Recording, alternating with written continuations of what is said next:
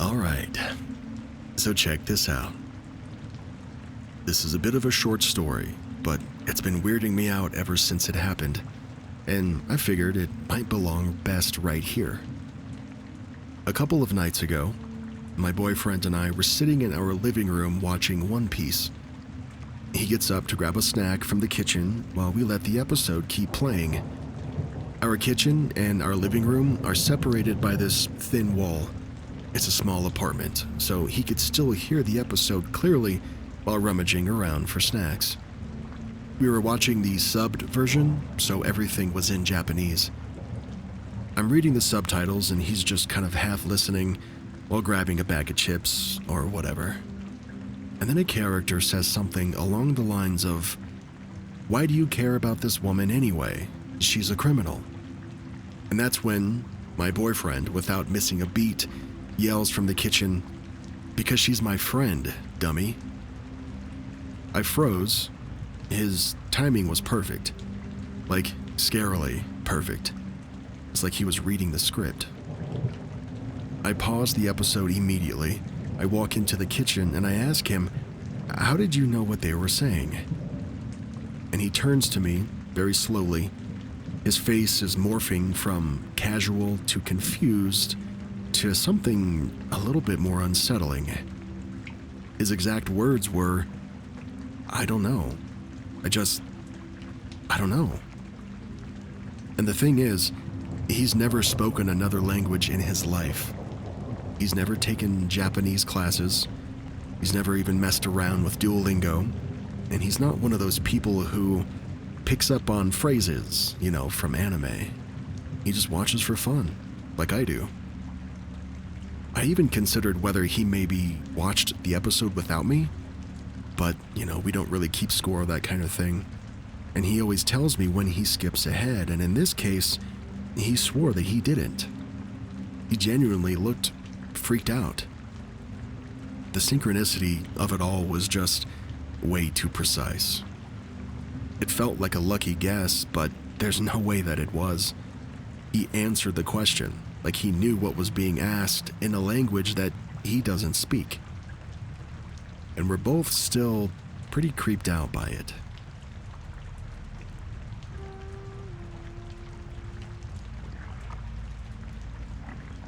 I think I saw my doppelganger.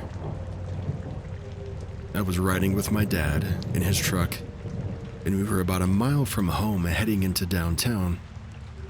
We were cruising down this familiar dirt road that we'd driven down 100 times before. It was nothing unusual, of course, until I saw her.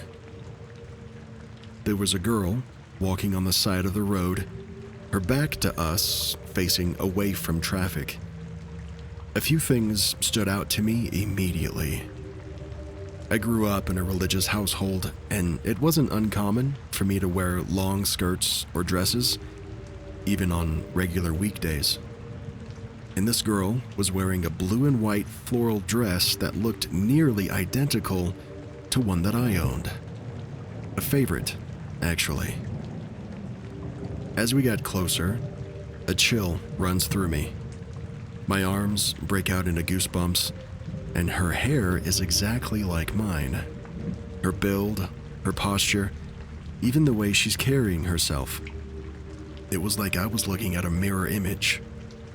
I leaned forward, straining to see her face, but she was looking down. The only thing that I could clearly make out was her bangs, which matched mine perfectly at the time. The truck rolls past her in this eerie silence. I looked over at my dad, my heart thudding, and I ask, "Dad, did you?" And he cuts me off instantly. He says, "I saw her too." He looked completely rattled, like he had just seen a ghost. We both knew that something was off here. We drove down that same dirt road for years afterward, and not once did we ever see her again. Here's the kicker. Not only did she look like me, but she walked like me too, on the wrong side of the road like I normally do when I go out for walks. I've always had this weird habit of walking against traffic, even though I know it's not the safest. Was it really a doppelganger? Or glitch? Or some kind of echo or fragment of myself? Maybe I'll never know, but I know what I saw, and so does my dad. Whoever, or whatever she was, I've never forgotten about her, and I've never seen her again. To be honest, I don't know if I really want to. Would you ever want to see your doppelganger?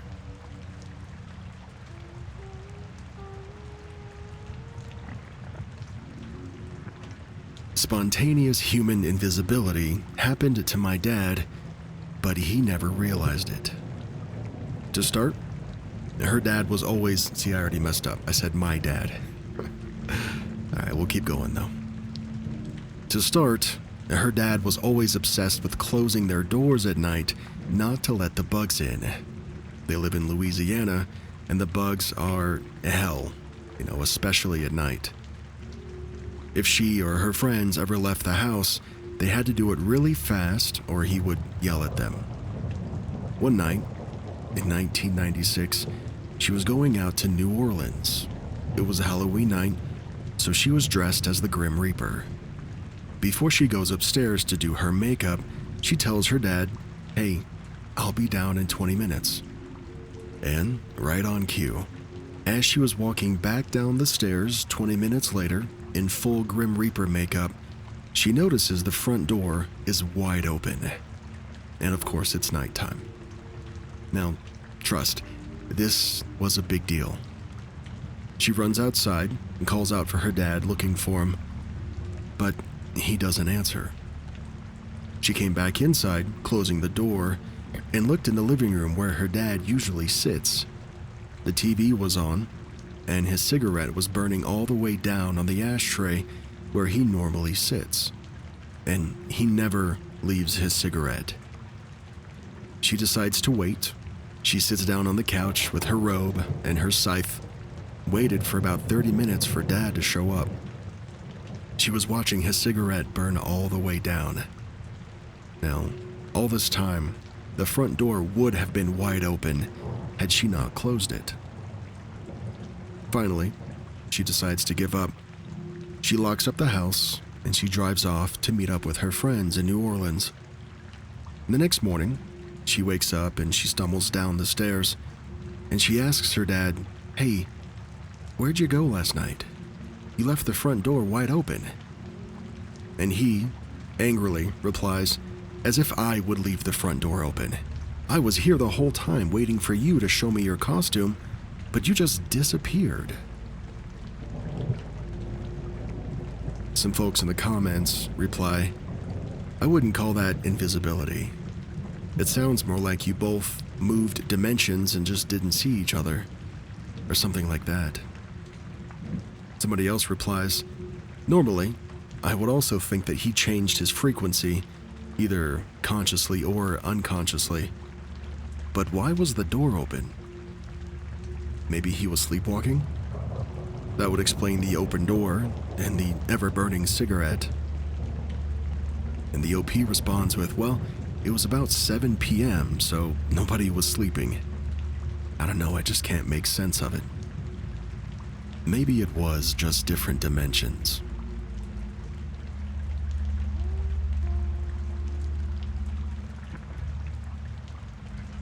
I live alone, and something impossible happened with my laundry. For some context, this happened just a few days ago, before I found out that this subreddit existed. I was cleaning some clothes. I got into my bedroom to sort out my laundry, and I placed the basket of laundry on the drawer. I take some clothes out to hang up.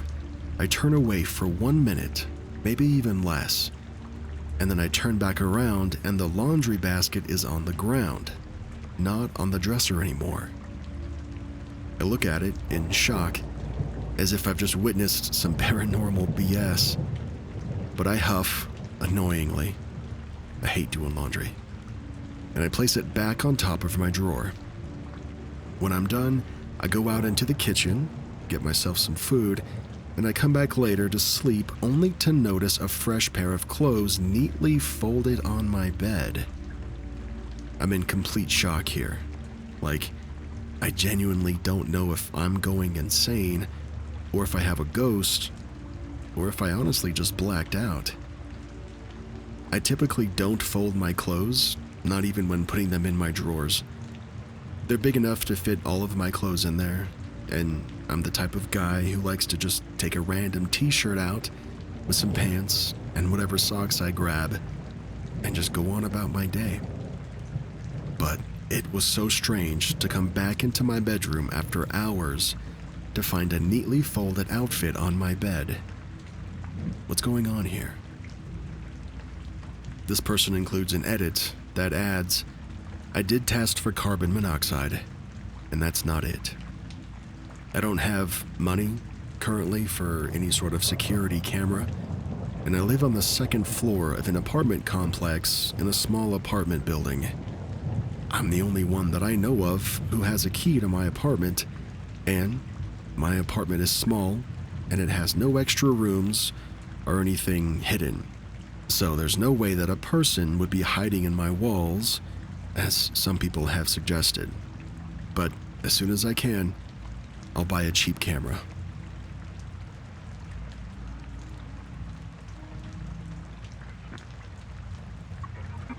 Glitched vintage T-Rex. I had something happen recently that's been driving me nuts. I was helping my folks go through some of my old toys from childhood to determine which ones to donate and which ones to keep, and I stumbled upon this T-Rex toy that I was really fond of growing up. This T-Rex toy is a very specific toy. It's a 1990s Imperial light-up T-Rex. This thing is hefty. It's almost a foot tall, and it's made of a hard plastic that's neon green, and it's got a voice box in the chest. And when you push the red button on its chest, it roars. It's definitely giving bootleg Godzilla. Now, this toy has its share of wear and tear, and at one point in my childhood, one of our dogs got a hold of it some years ago and chewed the foot off from its leg. Being a favorite toy, my dad put the foot back on by running a screw through the bottom of the foot up into the leg to keep it in place. Now, I definitely chose to keep this bad boy. I packed it up and I took it home. I'm almost in my 30s, and I wasn't about to donate this integral part of my childhood, so I packed it up into my closet back at my own place, almost an hour away from where my parents live. I'd forgotten about the toy in the past few weeks until the event in question. My partner and I were out visiting my folks and decided to take a walk around a park nearby their place. While walking around this park, I spot something in the grass near the t-ball field. And I kid you not, it was my T-Rex. I know it was mine because it had that screw up the bottom of the foot into the leg, just like mine did. My partner thought I was crazy when I tried to explain why I was so freaked out by it. I took it home to compare it with the one that I took home a while back, only to find out that the one that I brought home several weeks ago was nowhere to be found. I distinctly remember packing it up and taking it home, and then getting home and putting it in the back of my closet. I asked my folks if there was even a slight chance that I may have left it behind, originally, and they also remember me being excited about it and packing it up and leaving with it. Yet, it's not here. But that doesn't explain why or how I found my dinosaur at the park an hour away. How did it get there? It is, not entirely impossible that it's a different T-Rex, but it's the same model, and it's got that same leg repair with its screw going through its foot into its leg. I just can't make it make sense.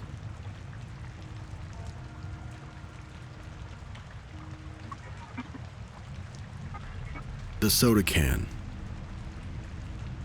I drink a lot of soda, like a lot, especially during the weird, quiet hours of the early morning. We usually keep some cans chilled in the fridge and others stored outside at room temp to restock later. A little earlier tonight, I went to the fridge and grabbed what I thought was the last can of soda from the door shelf. You know, those narrow ones that are built into the side of the fridge door. Well, I cracked it open, I drank it, and then I thought nothing of it. Fast forward maybe 20 or 30 minutes, I head back to the fridge to grab some cheese that we needed, and there it is.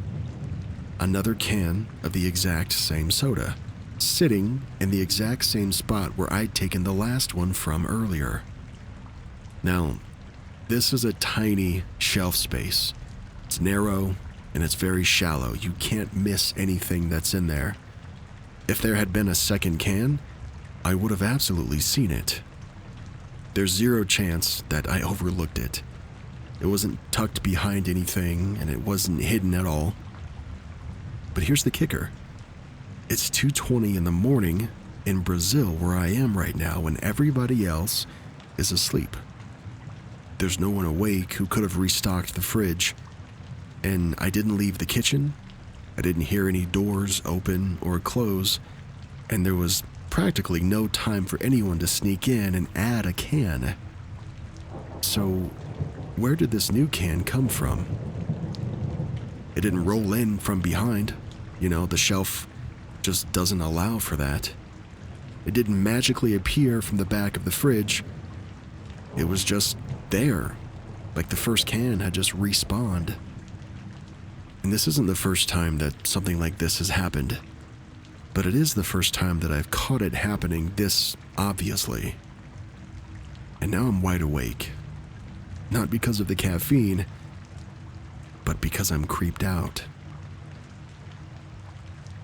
Shout out to the 2 a.m. soda and cheese crew.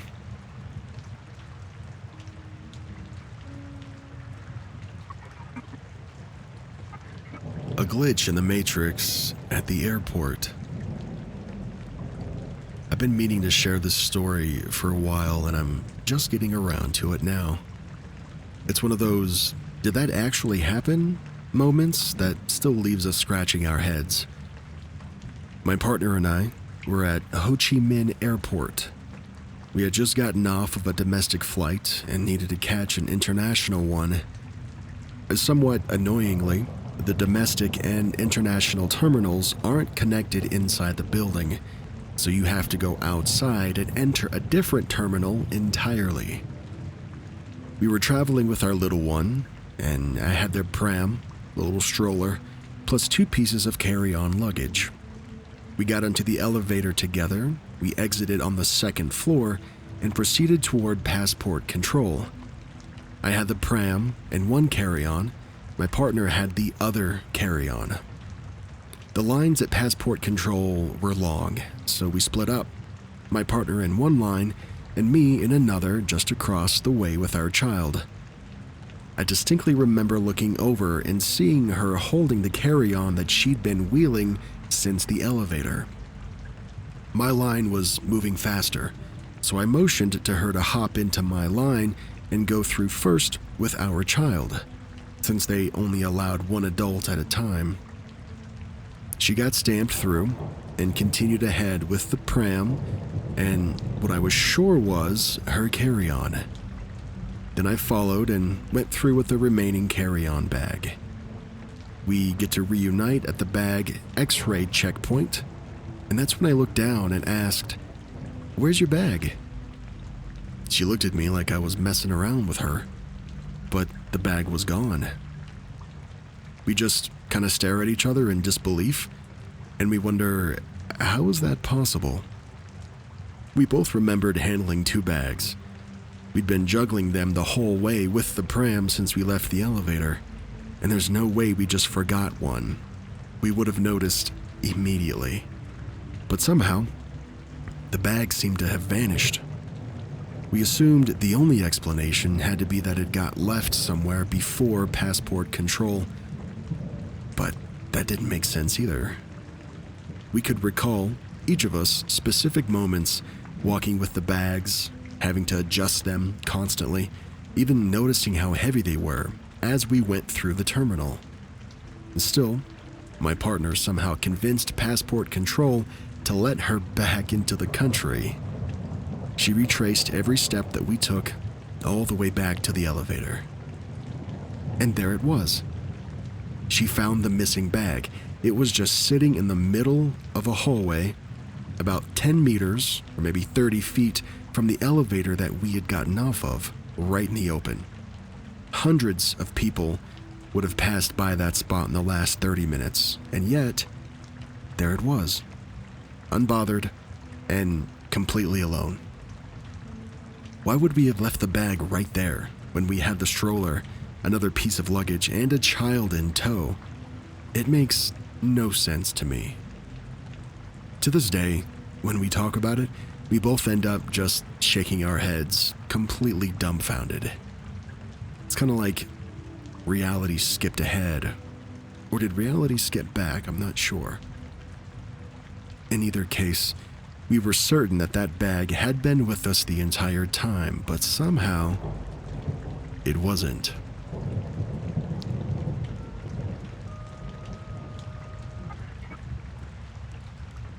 The disappearing swarm of flies in my kitchen.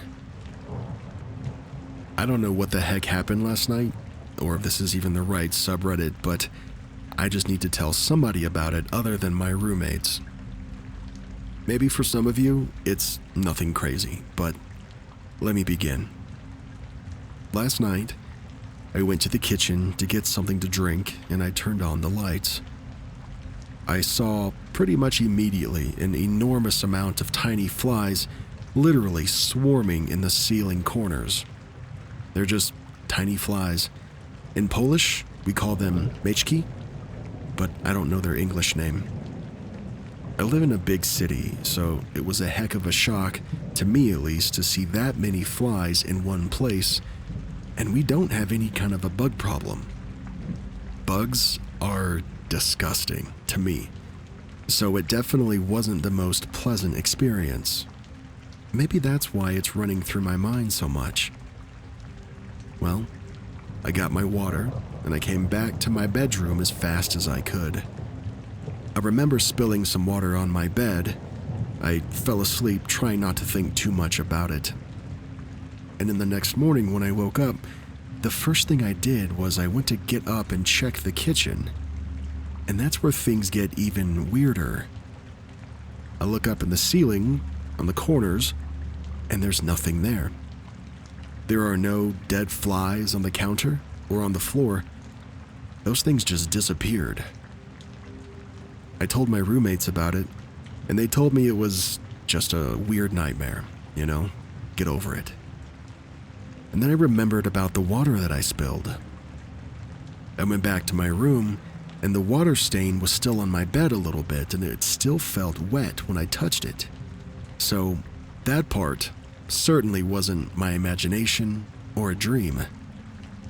And now I'm just sitting here confused. I know bugs are a normal part of life. I know they exist, but there was actually a gigantic amount of them last night in the kitchen.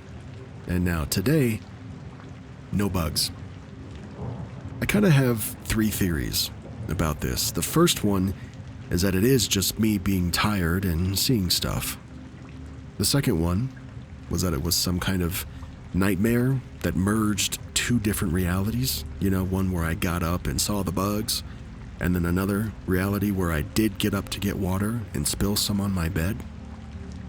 And my third theory is that this whole army of flies flew into my apartment at night and then vanished before morning.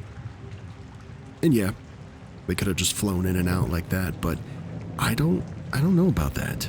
It's just, to me at least, totally counterintuitive for creatures with such little brain power to do that in one big battalion without leaving any of them behind.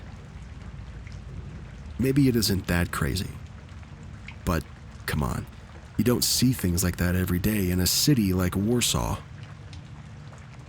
Maybe some of you won't understand this, but still, I wanted to share this because, like I said earlier, it just feels super weird.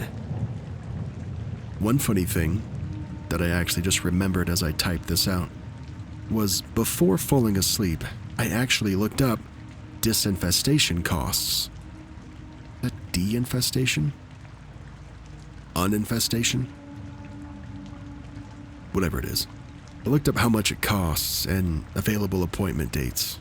So yeah, I was worried that I had a big freaking bug nest in my kitchen. Any ideas what could have happened there? Somebody in the comments provides some insight. They say, my theory is that the bugs hatched somewhere indoors all at once and exited before morning. I'm not very familiar with the bugs that you described, so I could be wrong, but I do regularly release beneficial bugs in my house as pest control. When I hang lacewing eggs, they'll hatch all at once, hang out near the lights, and then they'll disperse through my plants and exit through the windows. I'll see a ton of them for a short amount of time, and then I'll see none. They really don't want to be in your house if there's no food, though. They probably just hatched and left.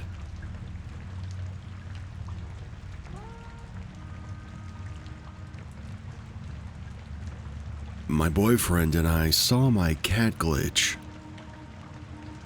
I posted this story in a different subreddit, but a few people told me that it actually belongs here instead. This happened a while ago, but it's stuck with both of us ever since. One night, my boyfriend and I both woke up at around 4 in the morning. Our cat was sitting at the end of the bed, just quietly staring at us.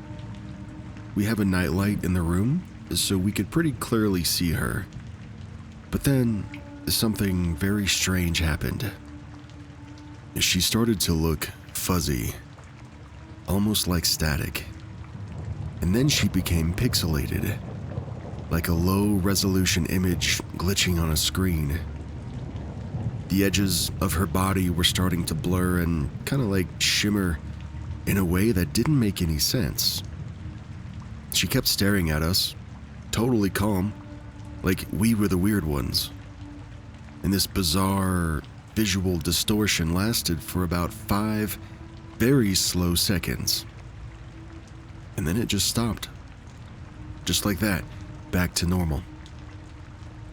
We haven't seen her do anything like that before or since, but we both saw it, clear as day. We still talk about it sometimes, wondering what exactly we witnessed. Was it a glitch? Or a hallucination shared between two people? Or something else entirely? Somebody in the comments says, simple. The simulation had your cat in low resolution mode to save power when you were supposed to be sleeping. However, you woke up, so the simulation had to upscale their avatars in real time.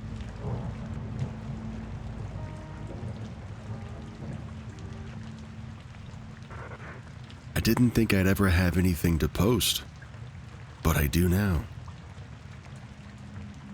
I was in a car with 4 other adults. There were 5 of us in total, driving at a relatively slow speed on the highway due to bumper-to-bumper traffic. But despite the congestion, traffic was still flowing pretty steady. There was a Daihatsu Hijet-style truck, which people in Australia would call a ute, just ahead of us. Its tray was fully loaded and covered with a tarpaulin. The ends of the tarp weren't tucked in or secured properly, so they were just flapping wildly and even dragging along the road sometimes. We were all commenting on how unsafe it looked.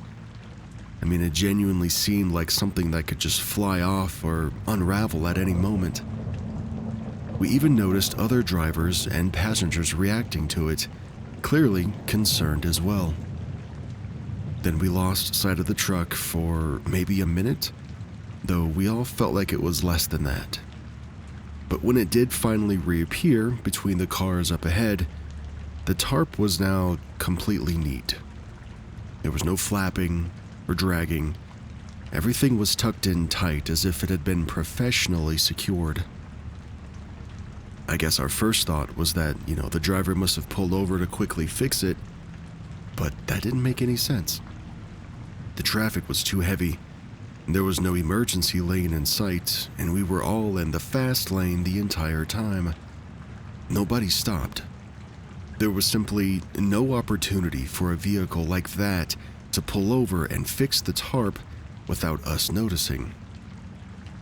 We took a moment to look around for a second identical truck, thinking maybe we'd just seen a twin vehicle caravanning together, but there was nothing. It was the same truck that we had just seen. Everybody in the car saw it.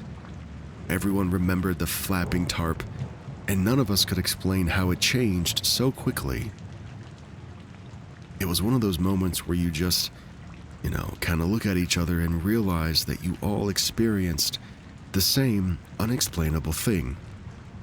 To this day, we still have no idea what happened.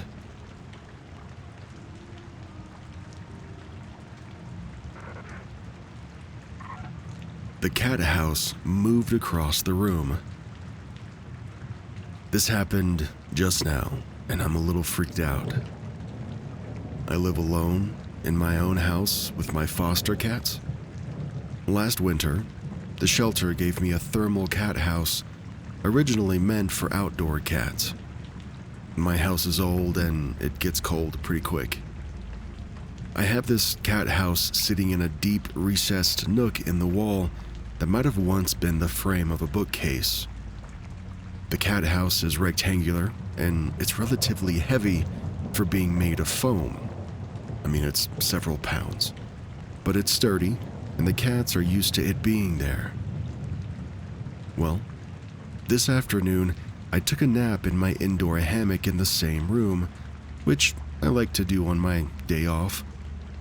I was alone with the doors locked.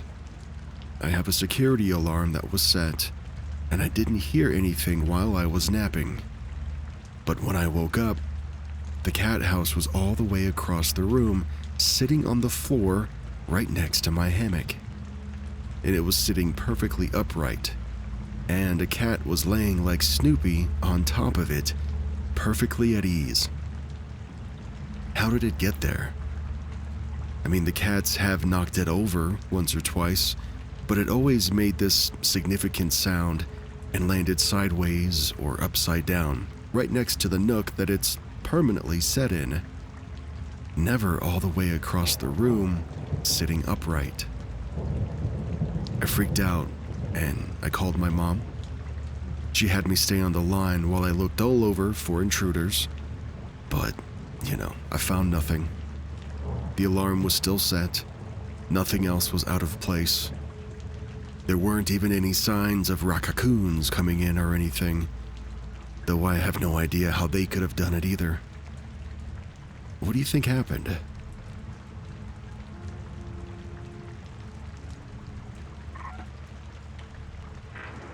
Incident at work. I just found out about this subreddit, and I'm very happy and excited that I might finally get some feedback on something that I have no explanation for. Here's what happened. In 2017, I worked at a fair as a garbage man.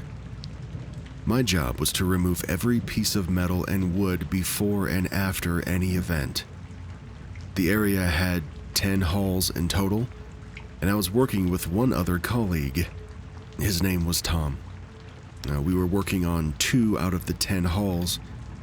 The other 8 halls were being worked on by other coworkers. When working these halls, it's usually a 10-hour work shift from late evening till early morning. So me and my coworker start to work.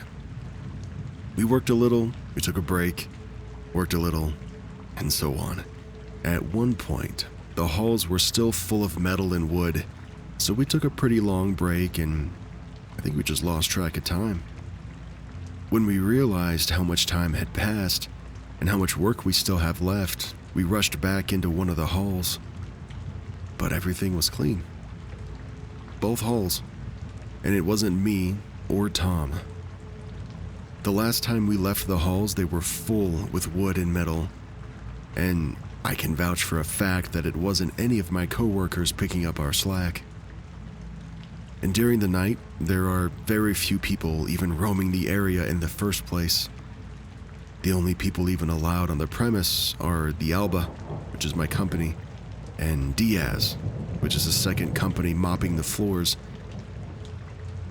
And security too, I suppose. My coworkers had more than enough to do, on their own. The Diaz guys don't clean up anything that big, or especially wood or metal. And, of course, the security guys don't clean anything at all. The, quote, long break that Tom and I took must have been about 2 hours. By my best estimation. In other words, we left the halls, everything full with metal and wood, returned about 2 hours later, and everything was clean.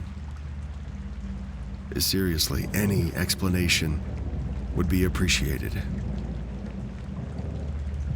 This person includes an edit that adds, after we saw what we saw, and keep in mind, we had nothing to do anymore since our job was pretty much done for us. We were in such disbelief that the best explanation that we had was that our boss saw the halls, realized we didn't clean anything, and then killed us in a rage. And what we're experiencing now is some sort of afterlife. This is obviously meant as a joke, but for a second, I wanted to believe that, just so I had any explanation.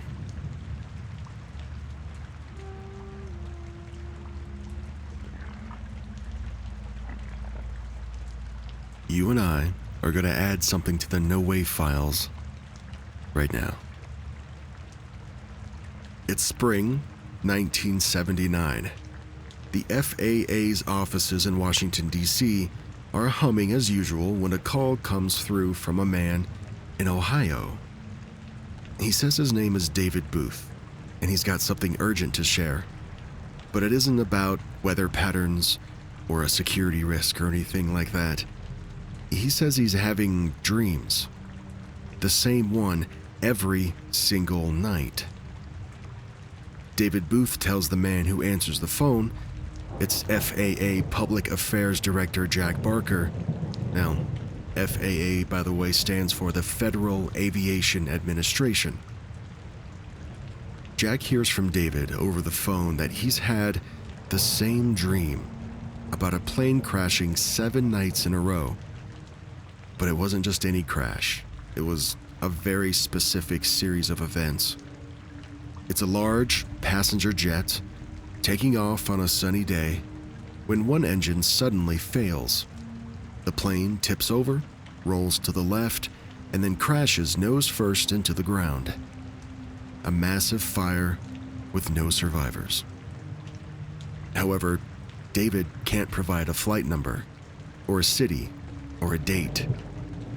All he can see is just this one scene playing over and over, night after night. Now put yourself in Jack's shoes, the guy in charge of public affairs at the FAA.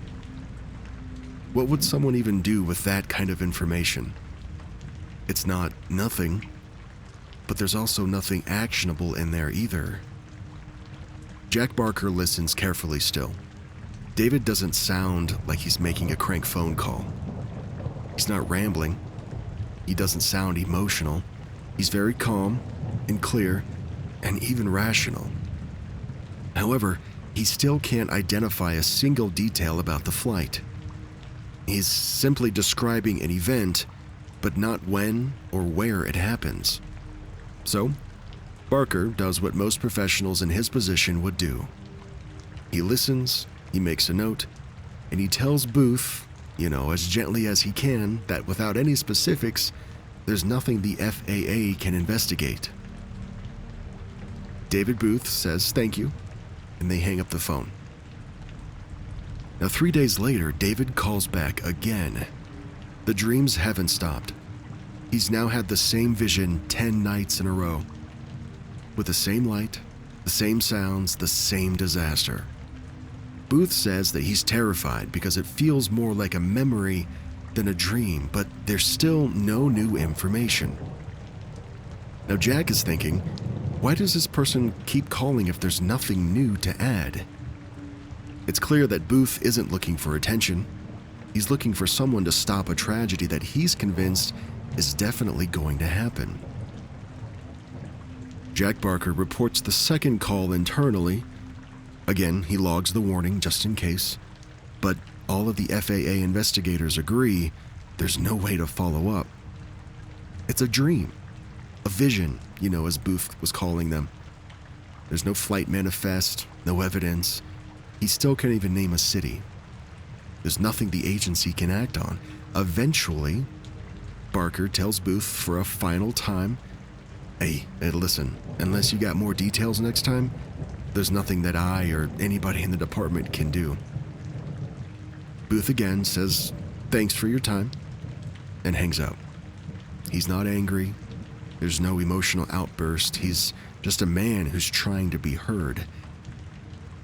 Well, 10 days after the final call, American Airlines Flight 191 prepares to leave O'Hare International Airport in Chicago, Illinois. It's a clear afternoon, and on the runway sits a large passenger jet, a DC-10 that's loaded with passengers that are headed for Los Angeles. The plane begins takeoff on runway 32R.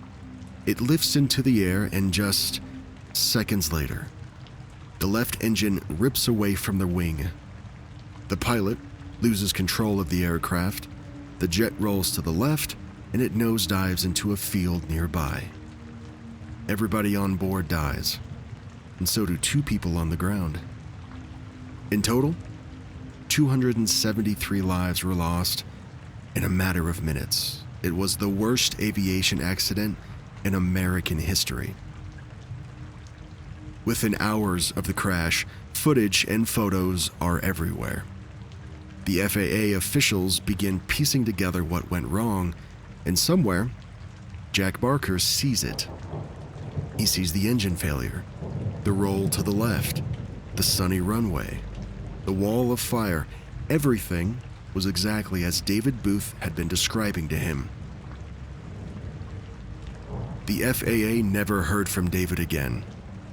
But his warning, however vague it was in the moment, matched the disaster in shocking detail. Now, one of my questions was, did anyone else remember the calls? And come to find out, yes, some did. They were quiet about it, though. There's been no public statement, ever made. Now, the NTSB, which is the National Transportation Safety Board, they determined that the crash was caused by faulty maintenance. Technicians had improperly removed and reinstalled the engine, damaging the pylon that held it to the wing. That damage led to the failure of the flight. There was no sabotage or, it wasn't terrorism or anything. Just a fatal mistake made during routine work. The dream didn't reveal who was at fault. It didn't explain the how, it only showed the what. Barker wasn't a believer in anything paranormal. He was a businessman from Cincinnati. His day-to-day was just collecting reports and organizing data. But David Booth hadn't been ranting, right? He was articulate in his descriptions, and he was genuinely just trying to help. So again, what do you do when someone tells you about a future tragedy that's not happened yet? If you dismiss them, you risk missing something. But if you chase down every dream, you burn time and resources on ghosts.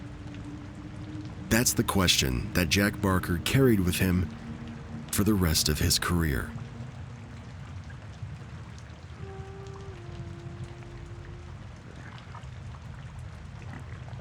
Alright, so check this out. I haven't been able to stop thinking about this since it happened.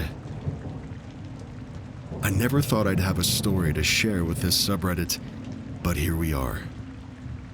Anyone from my area probably knows the local Six Flags theme park. It's the only one for miles. A couple of years ago, they added a new ride.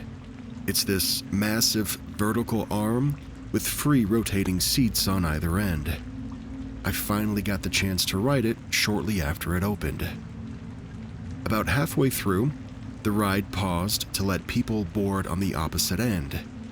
While they were doing that, I was stuck at the top, looking out over the park, and my eyes wandered to one of the older attractions below. It's this little kiddie ride with a tiny car that goes around this short track. It's been there since I was a kid. Sitting up there, I started reminiscing about the times that I rode it as a child. When my ride finished, I got off and I started walking.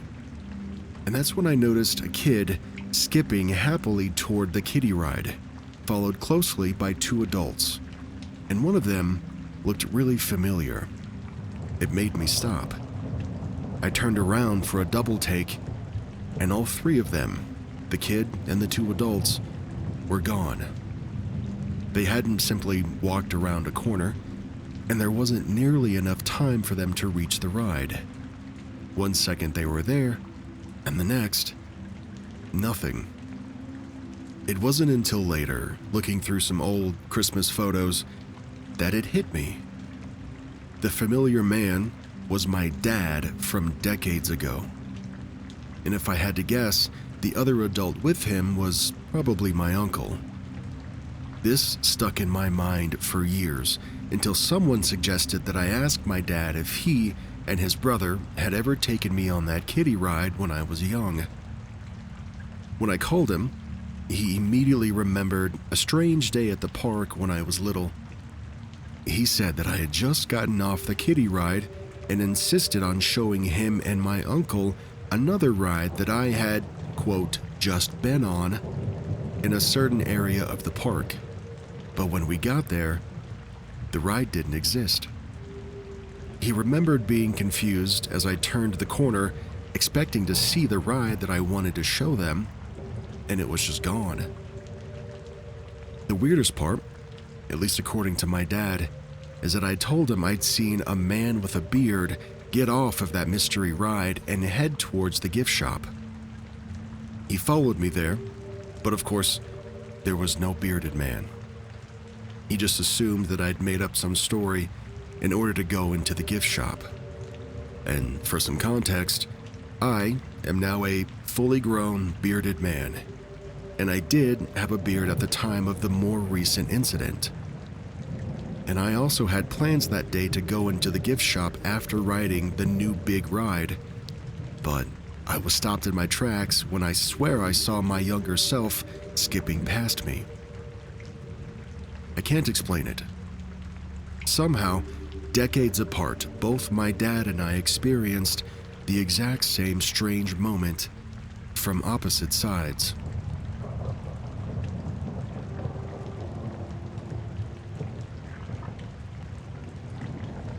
I saw the Hollywood sign vanish after my cousin died. I had this crazy experience last month after my cousin, who's worked in Hollywood for over 25 years, passed away. I'm hoping that somebody out there can help me make sense of it. There's this hill that I hike in Los Angeles where you can see the Hollywood sign. And the day after my cousin died, I hiked up there, listening to his playlist that his wife sent me that he listened to in his final days. I was grieving. I was reflecting on our childhood and I decided to stop during my hike to say some words to him while viewing the sign. But when I get to the top, the Hollywood sign is gone. Like, vanished. I couldn't believe the timing. I assumed it was just down for renovations. I took photos and videos, and I even asked another hiker if I was losing it.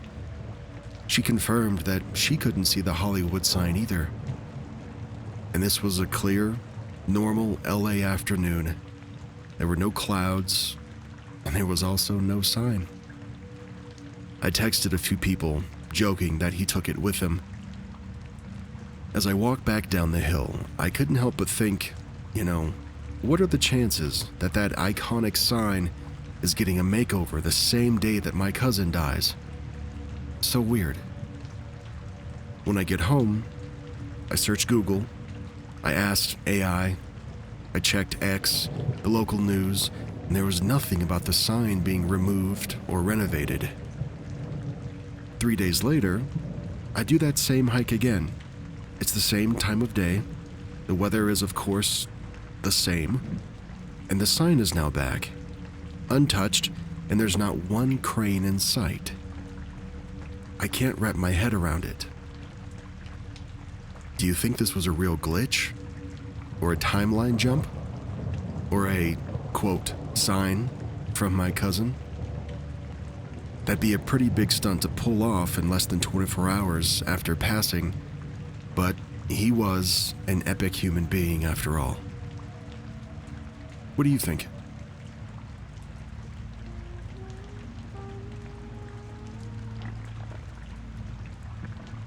I think I believe in teleportation now. I live in the hills, and this happened back in 2024. In order for me to make it to my college campus, I have to walk down this long, steep, and kind of broken footpath that connects to the main road. It usually takes me about 8 to 9 minutes before I'm at the bottom. I was always super careful because the path is kind of slippery and rocky. And since I dislocated my knee and my ankles before, I'm very careful to never rush down that route. My class started at 10, so I left my room and I start walking. As I approach the top of the footpath that starts descending down the hill, I glance at my phone to see how much time I have. It's 9:40. And when I look back up from my phone, I was suddenly halfway down the footpath. I literally stopped there and I looked around in complete confusion.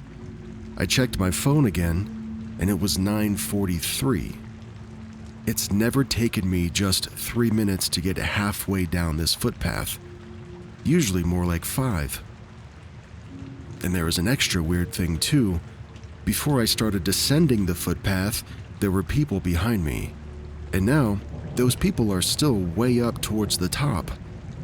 I figured they might have matched my pace and been next to me by now. There's no way that I zoned out and I jumped down those risky, natural-forming stairs without noticing. Every day, I was extremely careful because some of those steps were destroyed and crumbling, to be honest. Just random rocks to step on. It was kind of like I blinked, and then the whole part just got skipped. I don't know what to call it, really. Delusion? Did I really zone out? Am I missing time now?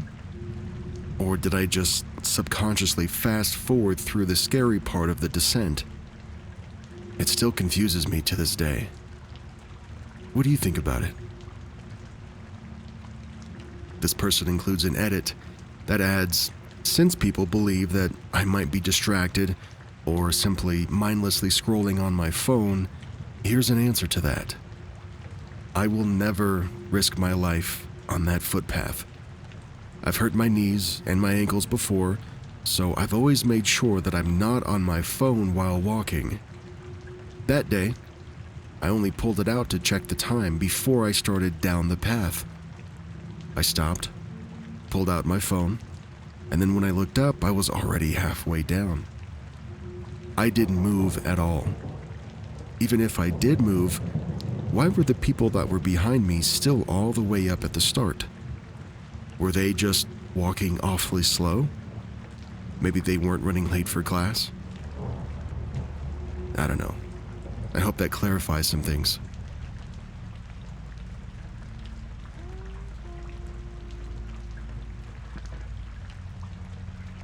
Hey, it's me. I'm curious about something, about you. What's a small thing that you do just for yourself that makes your day better? You know, is it that first cup of coffee in the morning? You're going for a walk in the middle of the day? What is it? I guess I'll go first. It doesn't happen every day for me. In fact, it's really only once every couple of weeks. But I'll be at home, with the family towards the second half of the day, and then usually our blinds are open, so I'm able to catch this. I swear, it's a 7-minute window where the outside looks like it did when I was a kid. It's not golden hour exactly, and it's not blue hour either. Don't actually like that time of the day. But it's just everything feels vibrant, and maybe the weather has to be in a particular, state, but again, once every couple weeks, it just looks like it did when I was growing up. Can't explain it. I even take a picture with my phone and share it with some of my more nostalgic friends as well. What do you do? I think I'll run a quick ad break while you answer the question, and then we'll get right back to it.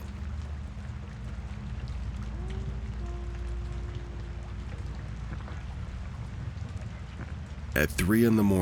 on an empty road, a heavy jacket disappeared from right in front of 2 people, and neither of them saw it happen. Last night, something happened that still has me wide awake. And, no matter how much I try to explain it, it just doesn't make sense. It started with something simple. A late-night McDonald's run with my boyfriend. Nothing, unusual.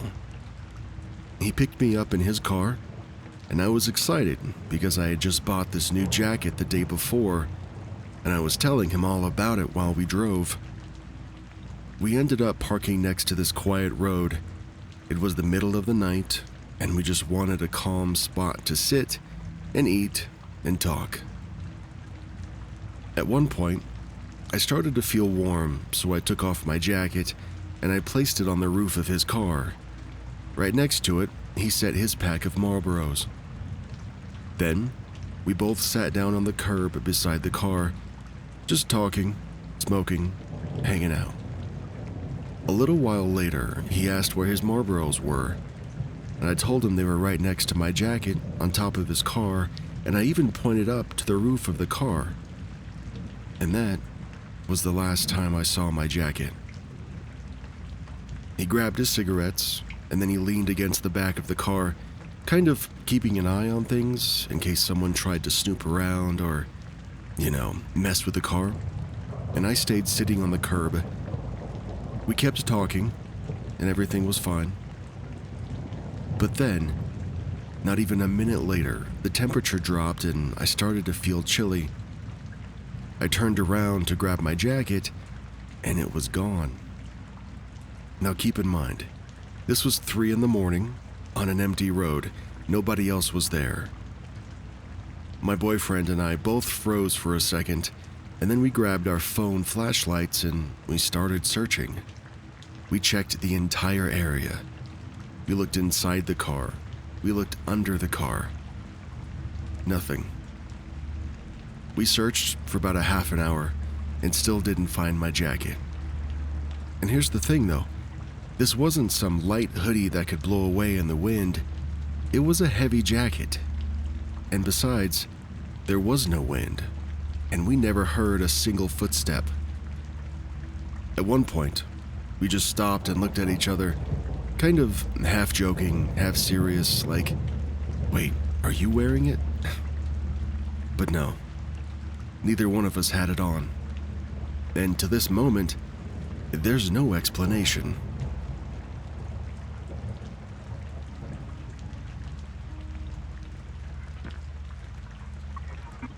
I opened my favorite roasting pan and found something inside I'd never thought I'd see.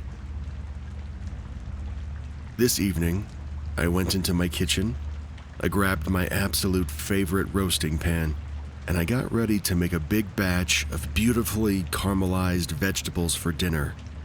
This pan has been my go-to for years. I've only ever owned one pan in this exact style and design, and I've used it for everything. Not just veggies, either. It's perfect for roasting meats, too, because it's got this specially fitted rack that allows for even cooking and perfect browning. So I pull the pan out, I lift the rack out, and then I stop, because I now have two of them. Two identical racks that are the same size and the same style, and they are absolutely indistinguishable from one another. It's like one of them had been cloned in the dead of night. And obviously, here's the thing, I've never bought a second one of these pans. I've never borrowed one either. There's just no reason for this second rack to even exist in my kitchen, but here it is, just sitting there, like it belongs. Where did it come from? Was it a cosmic kitchen glitch? A gift from the roasting pan fairy? Or maybe the universe is trying to tell me something. Maybe more roasts in my future. Either way, the mystery of the duplicate rack is still unsolved, and it's going to stay that way. At least until my next dinner adventure.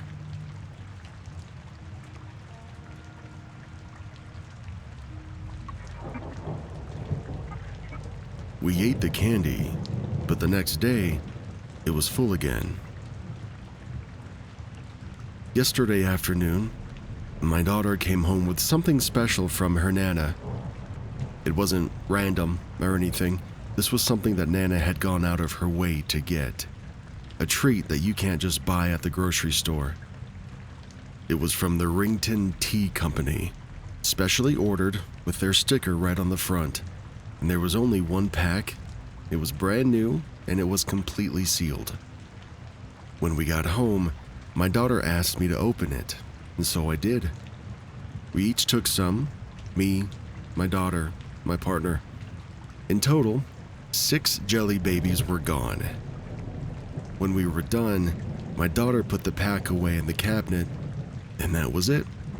Just a normal snack session that led to a normal night. The following day, I went into that same cabinet. My plan was to grab the pack and just have a few more. I pick it up and I immediately notice that something is wrong. First, it feels heavier than I remember. And then I notice that the top isn't loose. It's tight, completely airtight. And then I see it. The bag is sealed. Like it was brand new. There's not a single tear in this bag, and it's completely full again. I'm staring at it, thinking, maybe I grabbed the wrong pack. But that's impossible. We don't buy this candy, and this was the only one that Nana ordered. And I know it's the same one because of that Rington Tea Company sticker. Now, I would think I would have imagined the whole thing, except I have my daughter and my partner as witnesses, and they both remember opening it with me, and they remember eating the snacks too. It's never happened to me before. In the moment, I kind of felt like I was dreaming. We opened the pack again, we ate it again, and then we put them away. On the third day, there was no infinite Jelly Belly glitch to speak of.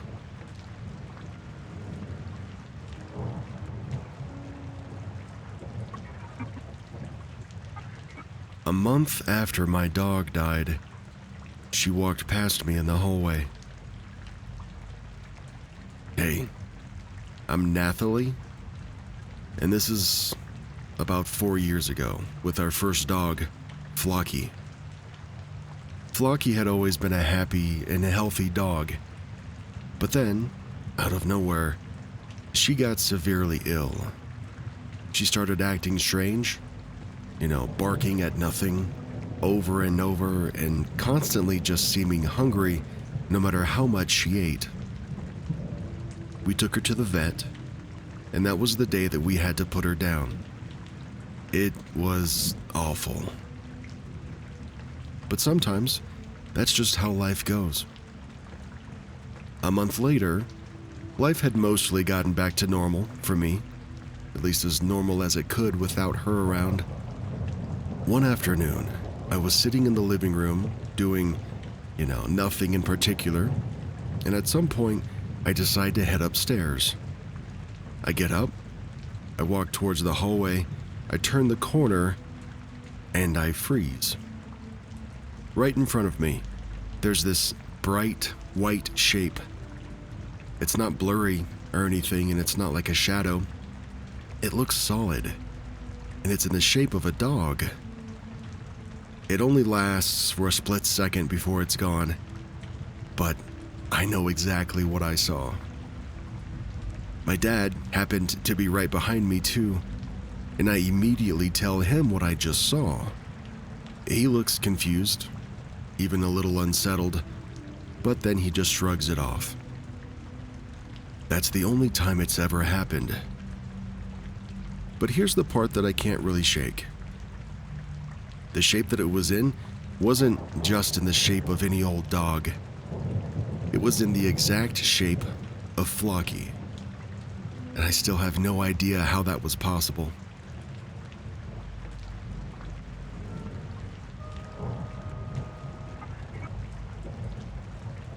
I heard my friend's voice in the house, but he was hundreds of miles away. A couple of years ago, a friend of mine who worked in the military was sent out of state for about a month and a half. Before he left, he asked me to stay in his house and watch his 2 dogs while he was gone, and I, of course, agreed. One night, I'm fast asleep when I'm jolted awake by both dogs barking, loud and hard, at the back of the house. Specifically, they're near the back door.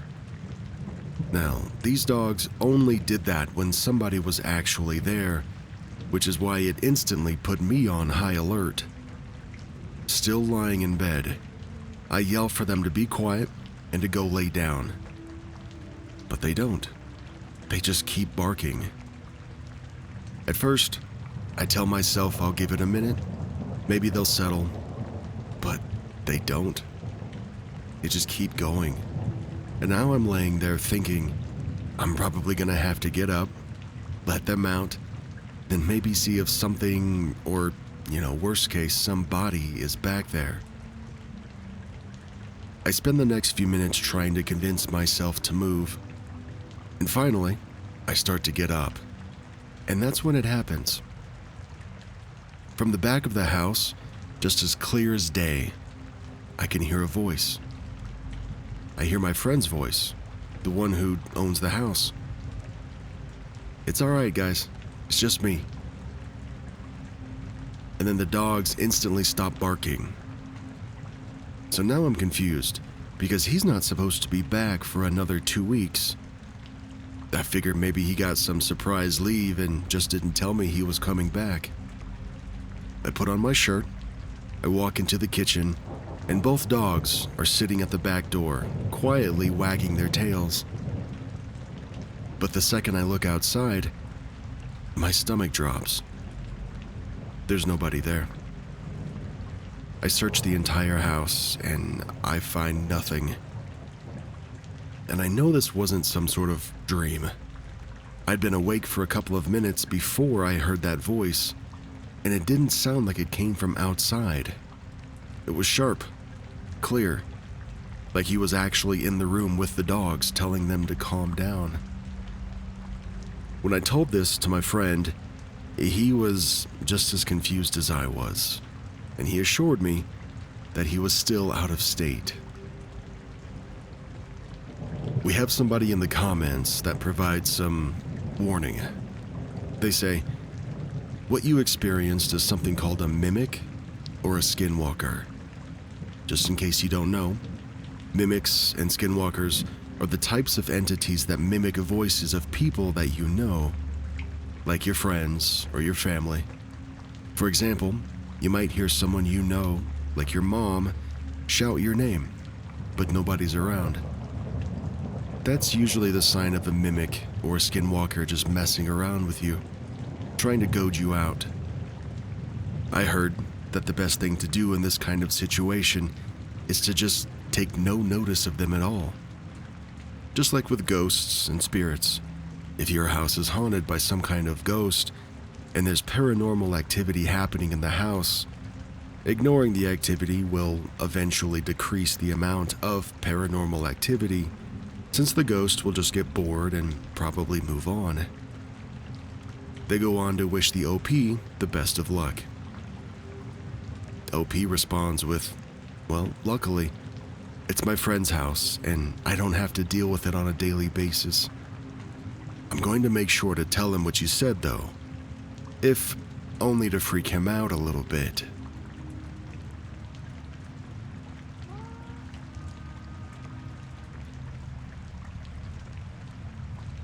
Twice, something in my apartment disappeared and then came back. I've always had a better than average memory. I'm actually an attorney, so I'm careful about what I claim to be absolutely sure about. But when I am sure, I'm usually right. This first incident was at least 6 months ago, maybe longer. I noticed that I was missing 2 very specific car-related items from a crowded shelf in my apartment. One was a box of Rain-X type product. The other was a different box about the same size, about 10 inches tall, maybe 4 inches wide, longer across. They're very distinct. I knew exactly where they were on top of that shelf on the right-hand side. And then one day, they were just gone. I hadn't touched them. Honestly, I hardly ever touched that shelf at all. There wasn't enough other stuff there to hide them either. I asked my girlfriend, who didn't live with me at the time, if she knew where they were, and she didn't. I described them, and I had her help me look for them, but we found nothing. Even later on, I looked by myself, still nothing. I told myself that, maybe I was having some weird memory lapse, or maybe there was some bizarre, hyper-specific theft. Months later, the boxes suddenly reappeared in the exact spot that I remembered them being in. I showed my girlfriend. She had no idea how they could have done that. Eventually, I stopped thinking about it. I figured maybe we both just missed them. Who knows? But then, today, it happened again. Just an hour ago, I was in the kitchen making soup and drinking some apple juice. I just had a little bit left, so I set the bottle on the sink, straddling the metal lip and the flat corner beyond. It was at a slight angle, but it wasn't unstable. But it was precarious enough that I specifically remembered putting it there. When I finished my soup, I reached for the juice, and it was gone. I figured I must have just finished it without thinking. So I shrugged it off, and I put the leftover soup in a container. I put that container in the fridge, put the pot in the sink, ran some water in it. Now here's the thing. That juice bottle would have been right in my way while I was doing that, but I didn't see it because it wasn't there. I leave the kitchen, I watch a little bit of YouTube on my phone, and then I decide to start the new season of It's Always Sunny. My girlfriend comes home from her workout. She's recently moved in. We chat for a bit, and then she says, "You didn't finish the juice?" I tell her that I did, but she shakes her head at me. She says no, it's still by the sink, right where I had left it. I walk over, and there it is. It's in the same spot, in the same angle, with the exact amount that was left in it before. First the boxes, now the juice. I know human memory is flawed, but mine is not average. And lately, the odds are starting to change for me.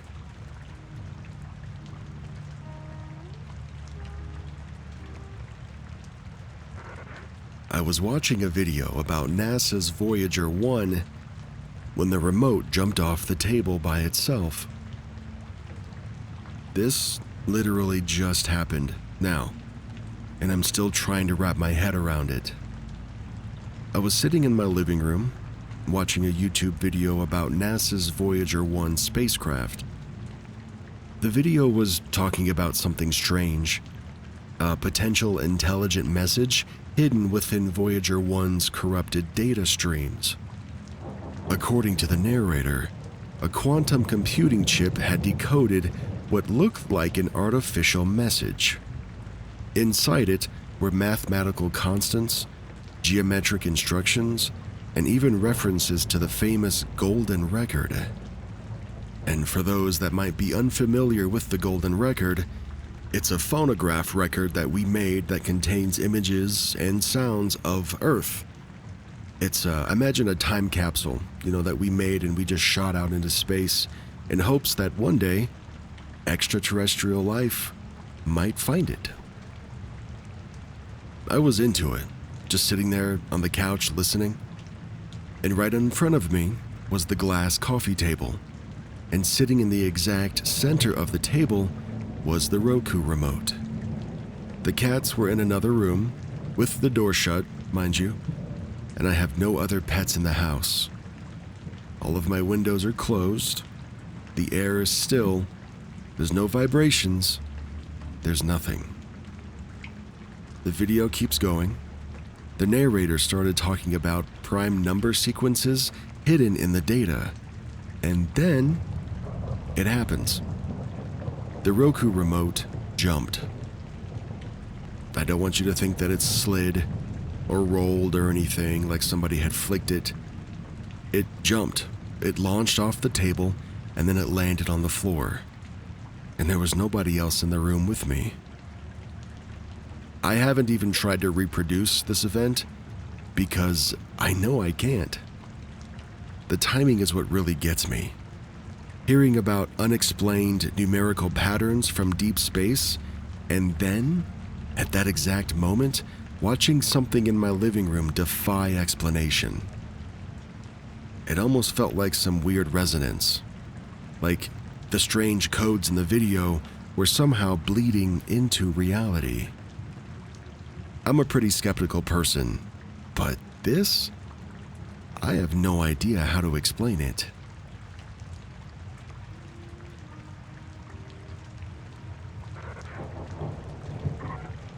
Something impossible happened to my work knife. I work in retail, and part of my daily gear is a black Gordon razor blade knife. I keep it in my pocket while I'm on the floor, and most of the time, about 80% of the time, I remember to leave it in my locker at the end of the day. Well, one day, I can't find it. I check everywhere. I look in my house, in my car, around my work area, nothing. After a couple of days, I just give up looking. I go to a hardware store and I buy a replacement. It's a different brand. It's a little cheaper, but it's okay.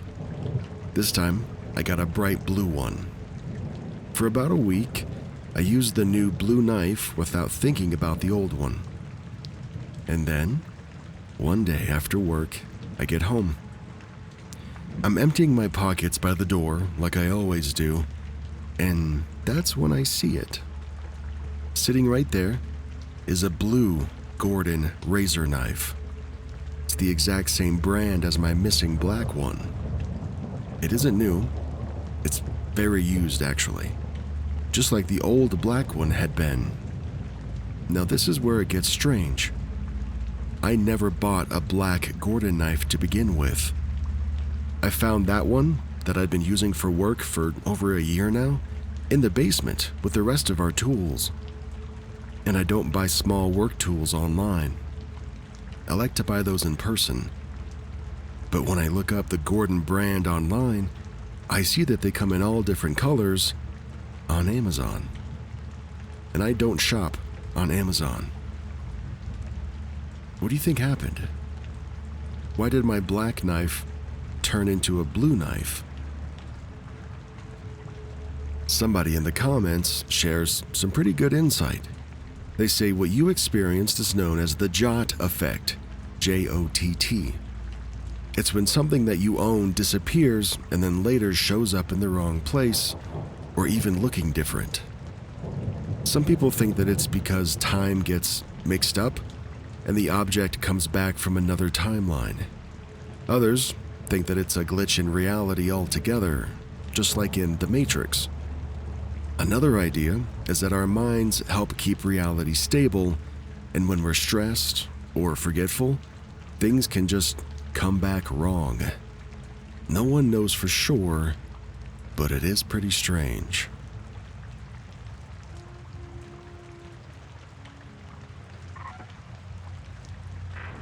Coconuts go missing and then respawn out of nowhere. It's 1 a.m. when I wake up and I'm feeling a little hungry and thirsty. Downstairs, our family always keeps coconuts on the dining table right next to the fruit because the juice helps with bloating. Earlier that evening, before I went to bed, I saw 2 coconuts left sitting in the middle of the table. So, it's now 1:15 a.m. and I head downstairs to grab one. Nobody else is awake, and nobody else is downstairs. When I go to the table, the coconuts are gone. The middle of the table is empty, except for some bananas. I think maybe my mom must have moved them, so I start looking around for them. I check the dining room. I check in the rest of the kitchen, everywhere that they could have been placed. I even check the end of the table where there's a small clutter of groceries, just in case. I spend a good 5 minutes looking before I finally just give up. My family must have finished them, I thought to myself. I instead grab a banana, even though I didn't really want it, and sit downstairs with my phone, listening to music in my earbuds. For the next 20 minutes, I'm pacing in the hallway, which is directly connected to our open dining room. I can see the table the entire time from where I am. And then, out of nowhere, there they are. 2 coconuts sitting dead center on the table next to the bananas, perfectly in view. I mean, these are impossible to miss. I know they weren't there earlier. I had just stared at that empty spot while searching the room. And again, no one else had come downstairs. For a second, I almost thought I was lucid dreaming. But this was real. Somehow, those coconuts had disappeared and then reappeared.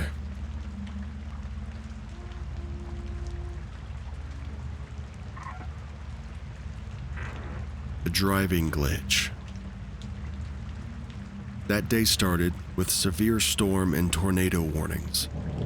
As soon as I stepped outside, I got this weird feeling in my gut. The air was humid and warm, the clouds were dark, and something just felt off. My mom picked me up, and we started heading home, taking our normal route on a main road that we've driven down hundreds of times. At one point, I spotted this really tall American flag way off in the distance. It was oddly tall. I'd never noticed it before. I pointed it out to my mom, and she guessed it might be from City Hall, which was supposedly just up the street. But then I reminded her that we'd already passed City Hall. We knew we had because it's right next to a plaza or had we just been talking about a new restaurant that we'd never seen before? We started running through some other possibilities for where the flag could be. A police department? A fire department? But as we named each one, we drove past those departments. And that's when we both went quiet. And in that silence, something shifted. I still knew exactly where I was, but it didn't feel familiar anymore. It's like my eyes recognized the road in front of me, but my brain didn't. Then my mom breaks the silence and she says, "No, that's the plaza right there." And I look, and now the plaza is ahead of us, the same plaza that we'd already passed. It wasn't like the plaza space was empty before. There were buildings, but the plaza itself, it just wasn't there. And my mom, she had the exact same feeling of confusion as I did. Time started to act strange for us. The seconds felt slower, like the world outside was moving, but we weren't. And then suddenly, everything just sort of snaps back. The plaza was right in front of us. The city hall was there, and the flag, the one that had been stuck in the distance, was now right next to us. In that exact moment, I felt this force push through my body, kind of like a blast of wind. And then came the nausea. At the same time, my mom asks, "What was that?" The same question that was already in my head. She felt it too. It was like we could feel reality shifting, and we'd both been moved to somewhere else. I don't know how we drove past all of the same buildings twice. I don't know how the flag never got closer until that exact moment. I mean, the road is straight for miles. There's no turns or loops or anything. And I still have no explanation for the force or the nausea or why both of us experienced it at the exact same time.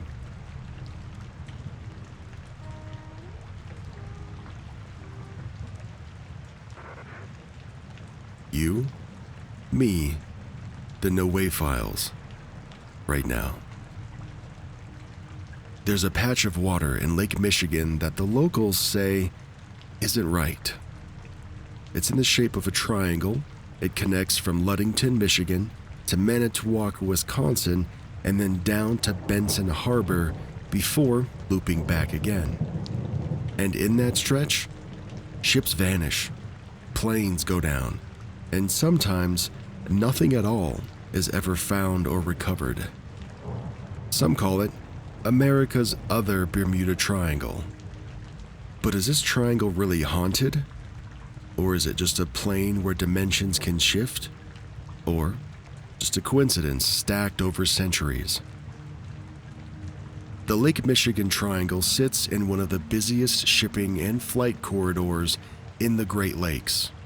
For hundreds of years, sailors and pilots have passed through without issue. But every so often, something does go wrong. One of the first mysteries tied to this triangle goes all the way back to 1679. A ship called Le Griffon left Green Bay carrying a load of furs. It sailed into Lake Michigan, and it never came out the other side.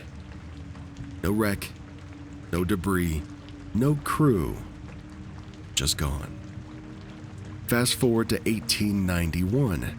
A schooner called the Thomas Hume heads out to pick up lumber during a squall. 6 men are on board. The ship disappears, and it won't be seen again for more than a century when divers finally find it in 2006, sitting upright on the lake bed, eerily preserved. After some information gathering, there was no signs of a collision, and there's no clear reason for why it sank. Then there's the Rouse Simmons, or better known as the Christmas Tree Ship.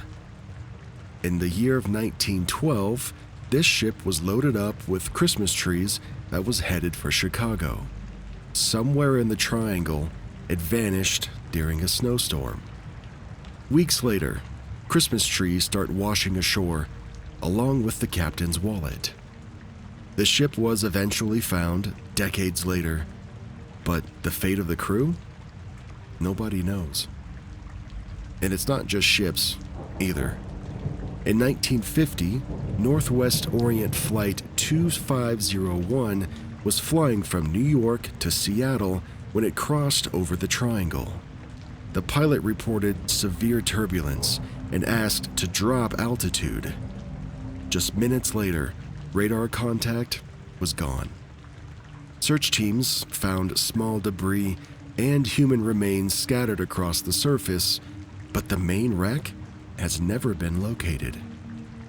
And in 1998, a military-style jet carrying 2 experienced pilots flew into the area and also disappeared from radar. Sonar would later find what might be the wreckage, but every dive that's been conducted can't confirm it. Now, the Great Lakes as a whole are shipwreck graveyards.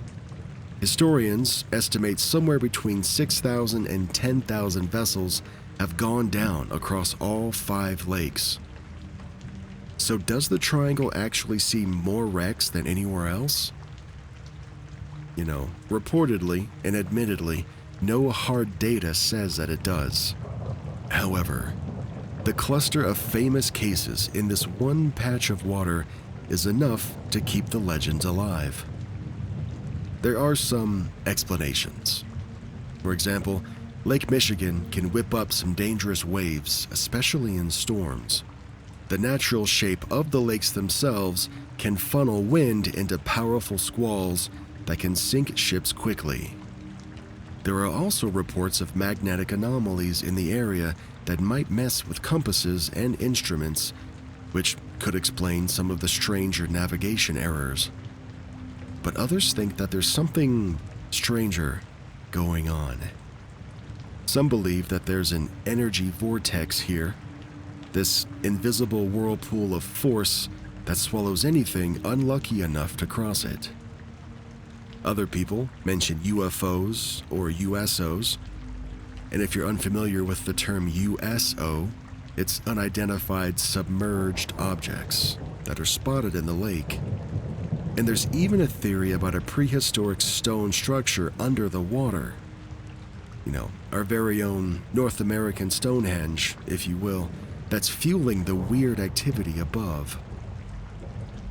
One of the eeriest modern stories happened to a group of divers in the 90s. They were exploring a wreck when they claimed to see what looked like massive stone arrangements on the lake bed, one of which said they resembled the carving of a mastodon. Archaeologists are cautious about those claims, but for people who already believe that the triangle is hiding something, it was only adding fuel to the fire.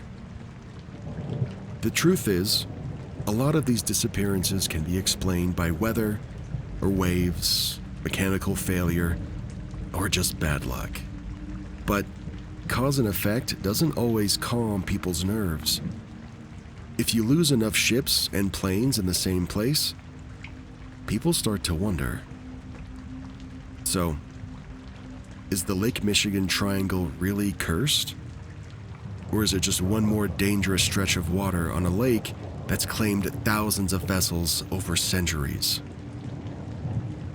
I think we may never find, a definite answer. But the next time you're on a boat out there, and the fog rolls in, and the compass starts to act a little strange, just remember this segment of the No Way Files and wonder which way you're really headed.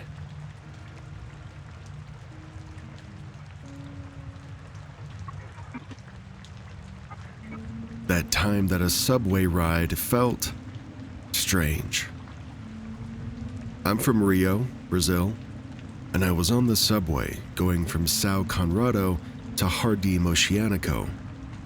Just for some context, anyone who rides the metro here knows that stretch is long.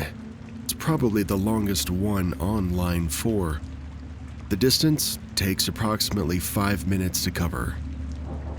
It was a Sunday, and there were maybe 6 other people in my car. We went into the tunnel, and as usual, it was taking a while. 5 minutes go by, and then 10, and then 15. I started thinking that it was weird, because by that point we should have been out of the tunnel and riding above ground again. That part that we were underground has this insane ocean view, by the way. It's crazy. I looked back at this older lady. She was very clearly nervous, and she said, "Wow, it's taking a while, isn't it?" I nodded my head, and I agreed with her. I looked around, and the other passengers were already standing, peeking through the doors to try to see something. I decided to time it on my phone. Another 5, and then another 6 minutes pass. A young woman that was also in the car started to panic. The thing is, though, the train was flying like crazy fast, but we never arrived. And the feeling in the air wasn't the usual, "Oh, great, a delay," kind of annoyance. It was something else. Something strange. Oddly enough, I remember thinking, wait, did we die? Is this some kind of limbo or purgatory? Because there's no way. My heart was racing. The girl on the bench started crying, and there was an older man near the door that was pressing the emergency intercom button, but there was no response. Then, suddenly, a light at the end of the tunnel. Everybody in that car looked at each other, like what the actual heck just happened. The train finally pulls into the station, and everyone just starts laughing. In my head, I called us the Jokers. I don't know. I've been through some scary stuff before, like actual real-life threatening situations, but nothing, absolutely nothing has ever matched that feeling. I still can't explain what happened, but I'm pretty sure it was some kind of collective hysteria.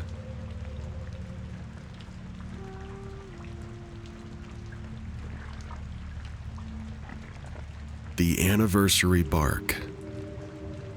So, my dog died around 2 years ago. He was a golden lab mixed with a German shepherd. He lived to be about 12 years old, and sadly, we had to put him down as he had bladder cancer. Now, due to the bladder cancer, and honestly just being a dog, he would bark in the night to be let out to pee in the backyard. It was always my dad who would hear him and get up to let him out, since his bedroom window overlooked the back door.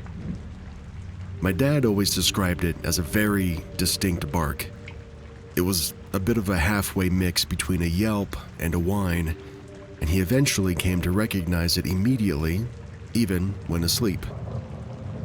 Well, fast forward to 1 year after my dog's passing. About 3 a.m., my dad is suddenly jolted awake by that same exact bark. And it wasn't, a random noise or just some other neighbor dog. It was the very specific "let me out" cry that my dog used to use every single night when he needed to pee.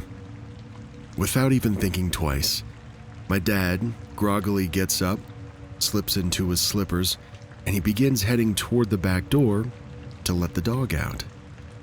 Now, the sound of my dad doing all of this woke up my mom, who was confused to see him stumbling toward the door, and she asks, "Hey, where are you going?" My dad, still half asleep, says, "To let the dog out." And that sentence just hung in the air for a minute. My mom, then suddenly very awake, reminds him, "No, honey, the dog's been gone for a year." My dad then freezes mid-step, blinking as though reality had just slammed back into him.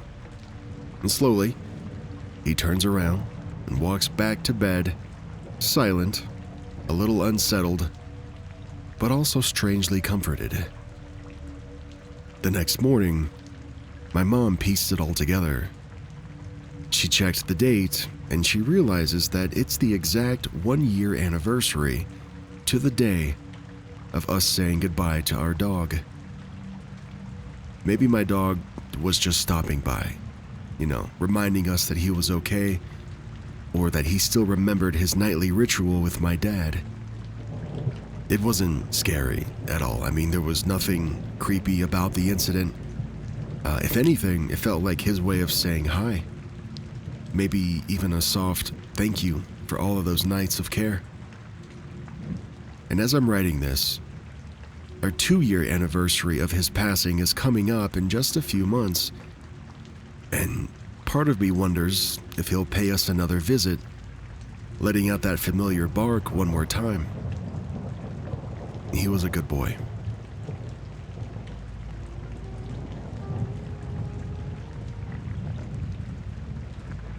The couple that teleported. I was driving home tonight when I spotted a couple walking away from the ice cream shop. The girl reminded me so much of my cousin Gracie. She had the same hair color, wore the same style of clothes, and she was holding hands with a guy who looked almost exactly like Gracie's boyfriend. They were walking in the opposite direction from me as I passed. I continued to drive on. I crossed over the train tracks. I made my turn, and maybe 30 seconds later, I passed the church. And there's the same couple. They're now casually walking out of the church parking lot. There is no shortcut between the ice cream shop and the church. It's just a straight road with no side streets or alleys, and there's no way that they could have passed me without me seeing them. It was like they just appeared there. I'm very confident in what I saw, and I know that it was the same couple. My brain has just been playing it on a loop, trying to make it make sense. Has anyone else ever experienced anything like this?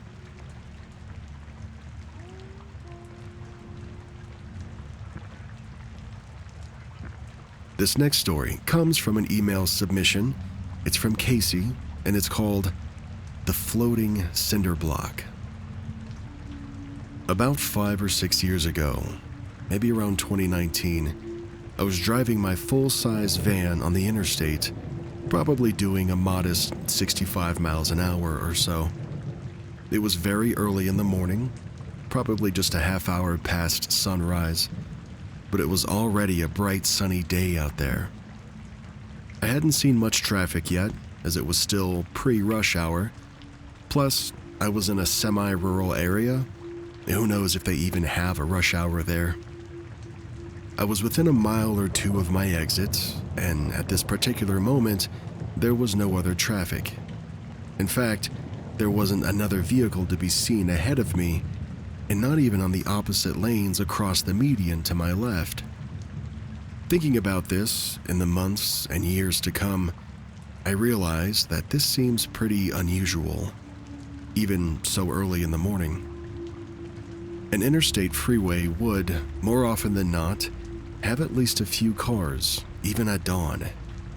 But my Dodge van and I were the only ones that were there in the moment. You'll soon see that this next small observation is pretty important. There were no bridges going over the freeway. There were no curving overpasses, no pedestrian bridges, and there were no structures of any kind ahead or behind that crossed over the freeway. I don't recall what exactly took my eyes off the road for a short moment. Maybe I checked my rearview mirror to see if there was traffic behind me. I'm not sure. I don't remember. But it was just your average 1 to 2 second glance, and then back. Maybe I took a sip from my beverage, or just rubbed an eye. In any case, I believe that I must have briefly glanced away from looking straight ahead, because as soon as I looked forward again, I saw a cinder block very close ahead of me. It was one of those cinder blocks that's used in construction, seems to be commonly used in forming foundations or walls. These things are about 2 feet long, maybe 1 foot wide and 1 foot tall, and they're made of concrete. And they're heavy, too. It was floating about 2 to 3 feet off the ground. Now, which in this case, the ground is the right lane of I-5 North coming into Albany, Oregon. And when I say floating, I mean it was just hanging in the air, about 2 to 3 feet above the pavement. It should have immediately fell, but it didn't. It was just floating there, completely still and in total defiance of gravity. I had maybe 1 to 1.5 seconds before I was going to hit it. I wasn't going to have enough time to swerve to avoid it, or even brake. I did hit the brakes though, but of course it was too late. I hit that cinder block with my Dodge van at 65 miles an hour, and it sounded like a rifle shot or a small explosion.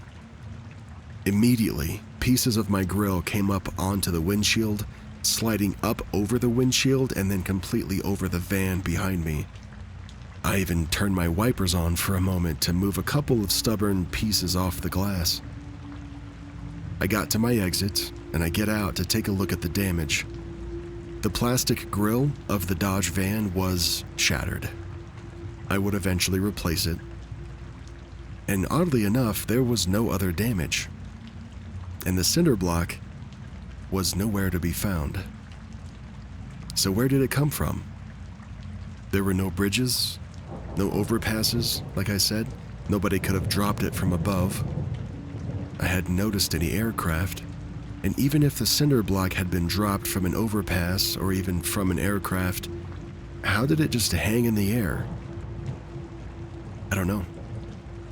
I think it just must have been some sort of glitch in the Matrix, to use a popular phrase from these days. To this day, I can't explain this. I can't explain how the cinder block floated above the surface of the interstate. If I was mistaken, and the cinder block was not floating, but instead falling, it would have crashed into the asphalt way before I hit it. But it wasn't falling. And again, if I was mistaken, or if there was some sort of optical illusion that made the object appear to be floating when it was actually on the ground, then I would have driven right over it with no damage. Being in a full-size van, the van would have cleared that cinder block if it were on the ground and made no contact. To this day, I can't explain this event.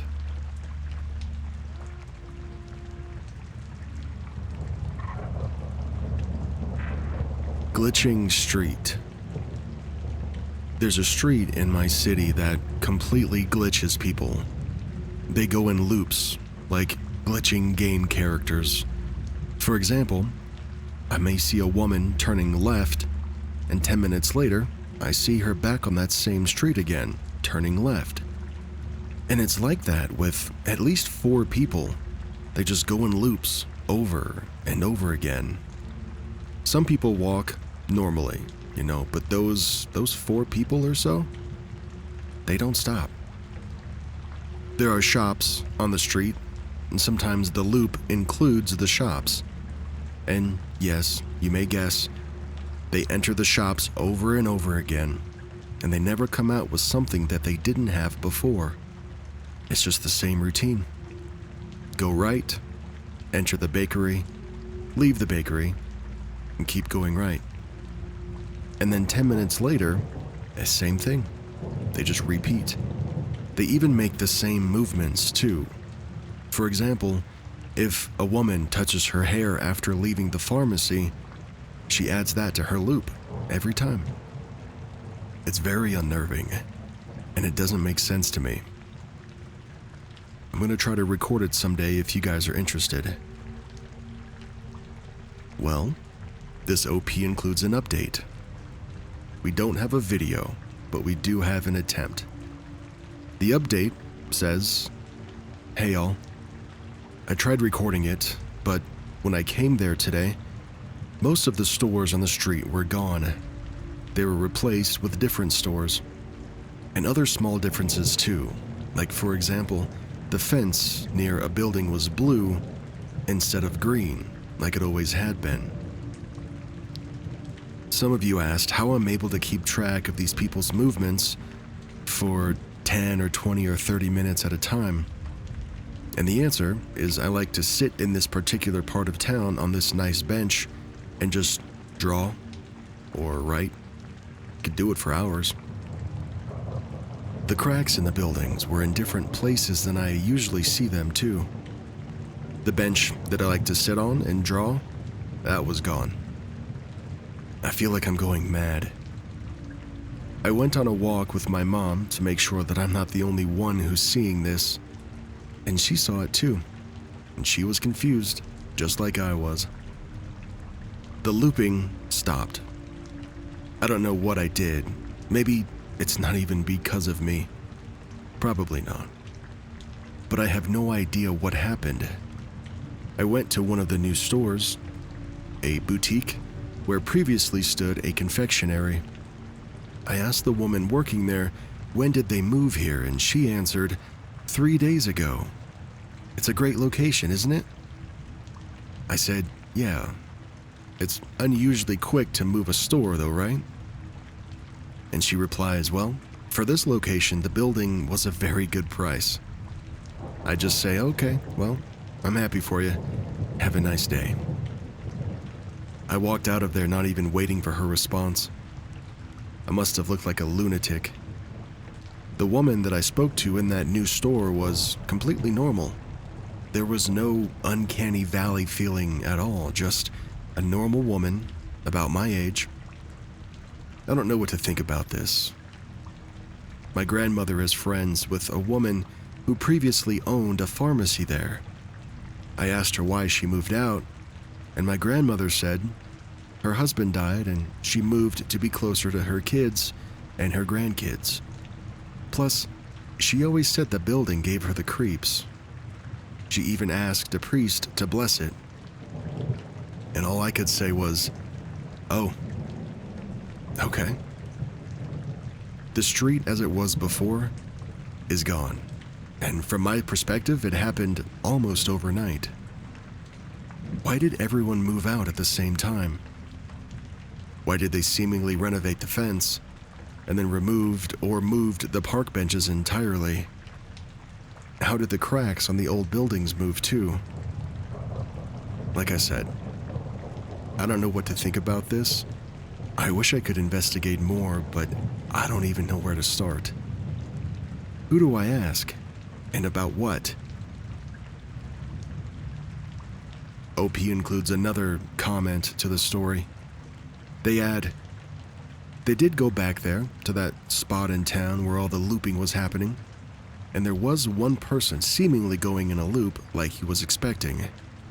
He tried to stand in front of them and start some sort of conversation, but instead of the person replying or even acknowledging the OP, they just stopped in their tracks and stared off into the distance just beyond the OP. There was no talking. They didn't even try to move around the OP. They just stopped, waited for OP to move, and then they kept going.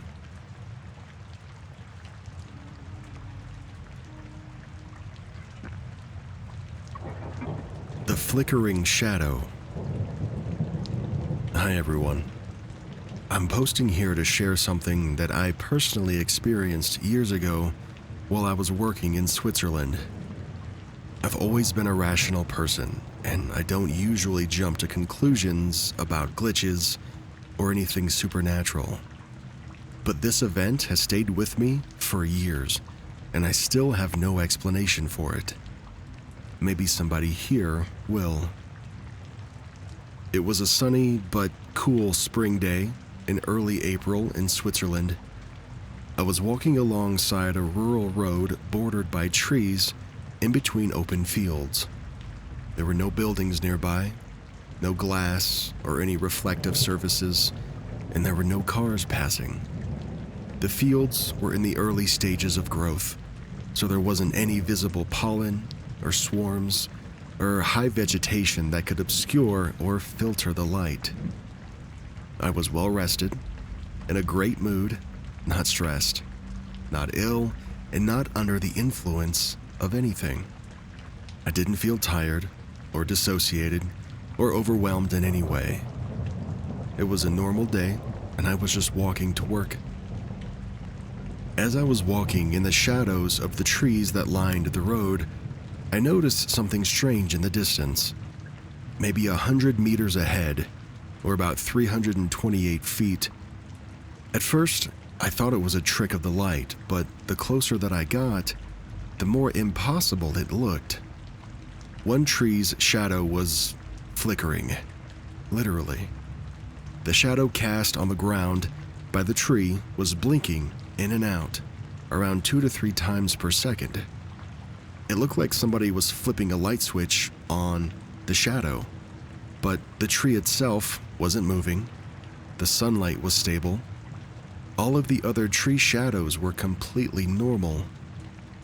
I needed to understand, so I actually stayed and I tried to test it carefully. I was so confused that I stayed about 20 minutes just observing and experimenting. I walked around the tree, and it was the same flickering from every angle that I was standing at. I stood in front of, behind of, and beside the tree, and there was no difference. I also aligned my own shadow with the tree's shadow, and my shadow stayed visible the whole time, meaning the sunlight wasn't blocked or changed. I placed my bag on the ground behind the tree, so it's in the shade, and the bag's shadow remained steady as well, but the tree's shadow continued to flicker independently around it. The flickering was perfectly rhythmic as well, wasn't random or wind-based. There were no bugs, no swarms, no haze, nothing. Just the one shadow behaving as if it had a literal bug in its code. I do understand how powerful the brain is at patterning and misinterpreting, so I've looked into retinal effects, ocular migraines, atmospheric optics, shadow illusions, reflections, all of the above. But none of these explain why the one tree's shadow would flicker like a strobe light for that long, without affecting anything else, nor why objects behind it remained properly lit and shadowed. It was like the shadow layer for that tree alone was switching on and off, while everything else stayed normal. If you've seen something similar to this, please let me know. I'm not claiming a glitch in the Matrix, or maybe, at this point. I'm just genuinely baffled. I had no phone at the time, so I couldn't film it, and this wasn't a brief hallucination or trick of the eye. I was present, alert, and actively testing what I was seeing, and it stayed consistent for the entire 20 minutes that I was able to stay and watch it.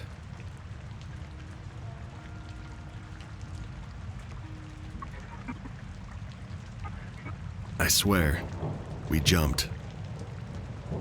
It was about 5:30 in the morning, and me and 2 friends were still up playing Monopoly. Late nights like this are normal for us because of our work schedule. It was me, my friend Samantha, and her boyfriend Tim, and to be honest, Tim was winning. At one point, Tim rolled the dice, he moved his piece, and he landed on a yellow property. He said he wanted to buy it, but before we handed him the card, he said he needed to get up and go to the bathroom. As soon as he left, Samantha starts looking for the yellow property card so that it would be ready when he came back, but she couldn't find it. I helped her look for it. We lifted the board, checked under our seats, and we even looked under the couch too that we were playing on. Nothing. We spent the whole time that Tim was gone searching for this yellow property card so that we could give it to him when he came back. We were convinced the card had somehow vanished. And then, Tim walks back into the room, and right as he sits down, Samantha looks over and she says, "Oh my God, he already has the card." And sure enough, Tim's holding the yellow property card. He casually sits down like nothing's wrong and says, "Yeah, you guys gave me the card before I went to the bathroom." Samantha and I just looked at each other, shocked, because we know with absolute certainty that he never got the card. We'd been sitting there the entire time searching for it. Tim wasn't trying to cheat or anything. He even handed over the money for the property right then, but he swears that we gave him the yellow card before he left, and we swear that we didn't. In that moment, me and Samantha, we just sat there, wide-eyed, and I said, "Girl, we just jumped timelines." But honestly, what else could explain it?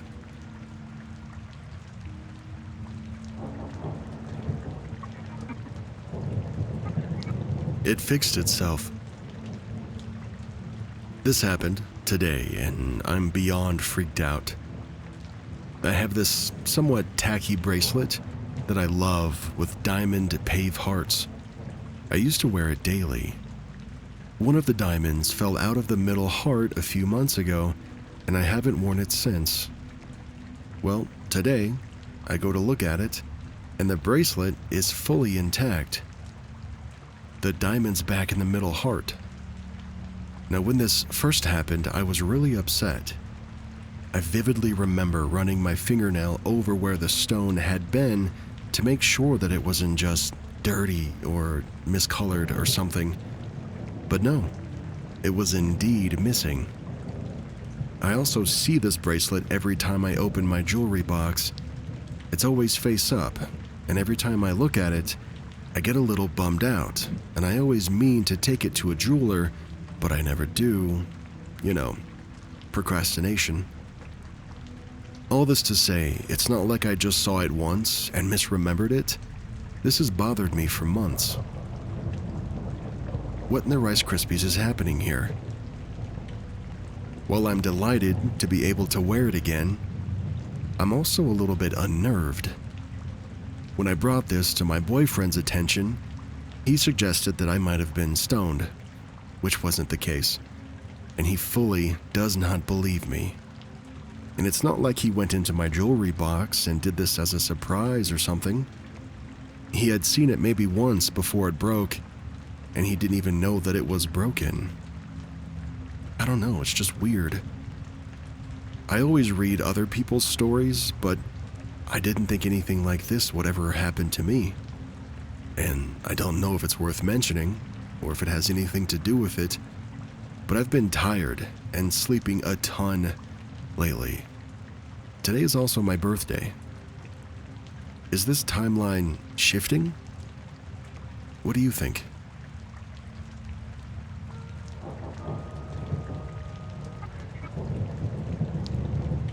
Man disappears right in front of me. This one comes from Nick. A few years ago, I had an experience that still leaves me confused to this day. No matter how much I try, I can't find an explanation. But a man on a motorcycle suddenly disappeared in the middle of a street. One Sunday, I was on my way to catch the bus. The stop was a few blocks from my house, and it was about 3 in the afternoon. I live in Latin America, in Argentina, and this is important because here we have a very common crime, and that's that someone on a motorcycle will follow you to rob you. It happens all the time. At that hour, there was nobody on the street. I was walking alone when I heard a motorcycle approaching from a distance. Even though it was daytime, I got nervous because being alone simply makes you an easy target. The motorcycle was old, and the rider looked like a construction worker. I relaxed a little bit, but I still kept my eyes on him. In my city streets, it's very common to have big trees planted on the sidewalks. That means At some point, I was going to lose sight of the man because he would end up behind a tree due to my perspective. The strange thing is that when I lost sight of him, I also stopped hearing him. I got scared because I thought he had turned off the motorcycle to come back and rob me, but he was nowhere to be found, and his bike wasn't either. There was nobody else on that street. To this day, I can't understand how he disappeared behind that tree, not only visually, but audibly too. It's simply not possible. If anyone has an idea, I would love to hear it.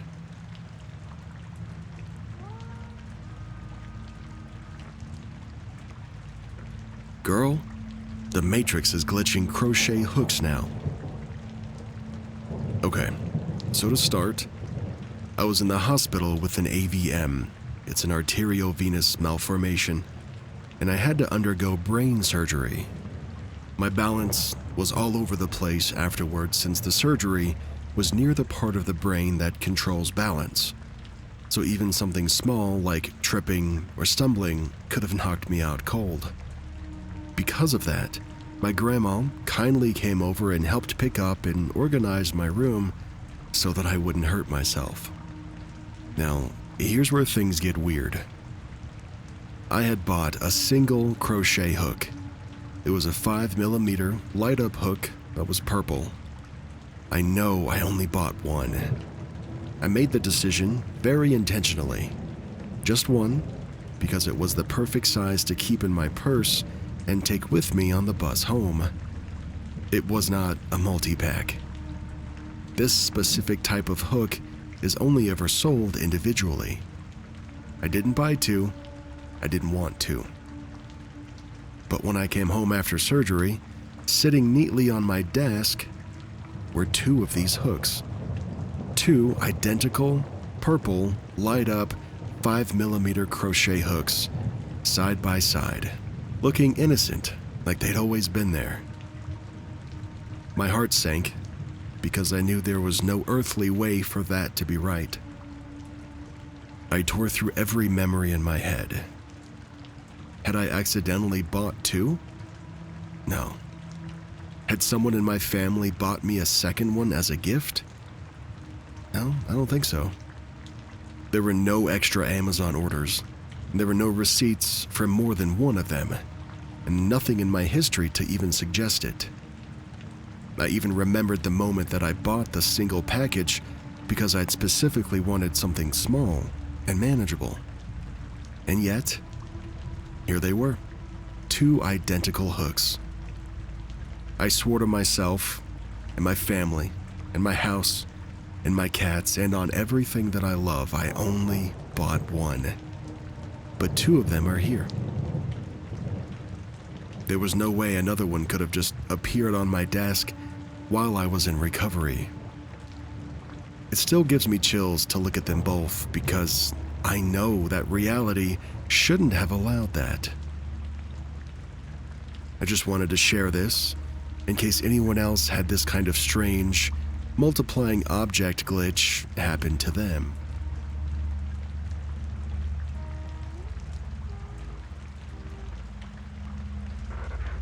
Something very strange happened at my Carl's Jr. I was standing in line at Carl's Jr., or Hardee's as it's known in the South, just trying to grab some breakfast, when suddenly the woman behind me started fake crying very loudly. It was exaggerated and almost cartoonish. Immediately, it set off alarm bells in my head. I turned around. I couldn't help but give her this weird look. And then I stepped forward towards the counter to put a little more space between us. And that's when she spoke. She says, "Excuse me, sir. I'm upset. My something died today." I don't know what she said. I couldn't tell. And she goes on to say, "No one seems to care."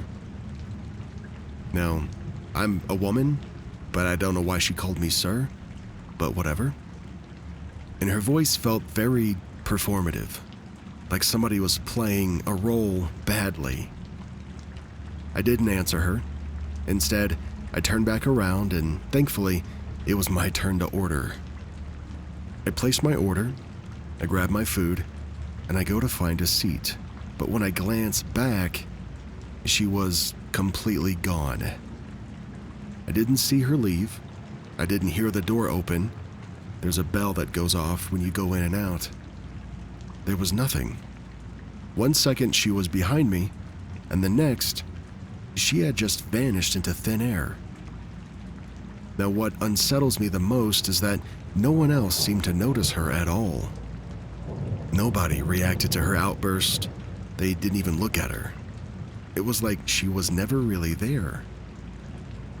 Now, in the moment, I was clear-minded, fully awake, I felt sharp, and she was so real and tangible. She was this Caucasian lady, probably 5'3", mid-40s, had like brown hair. I can still picture her face, and yet it felt like I'd just encountered some kind of glitch, or maybe even a ghost. The whole thing was just very, very off. Kind of like reality hiccuped for a moment.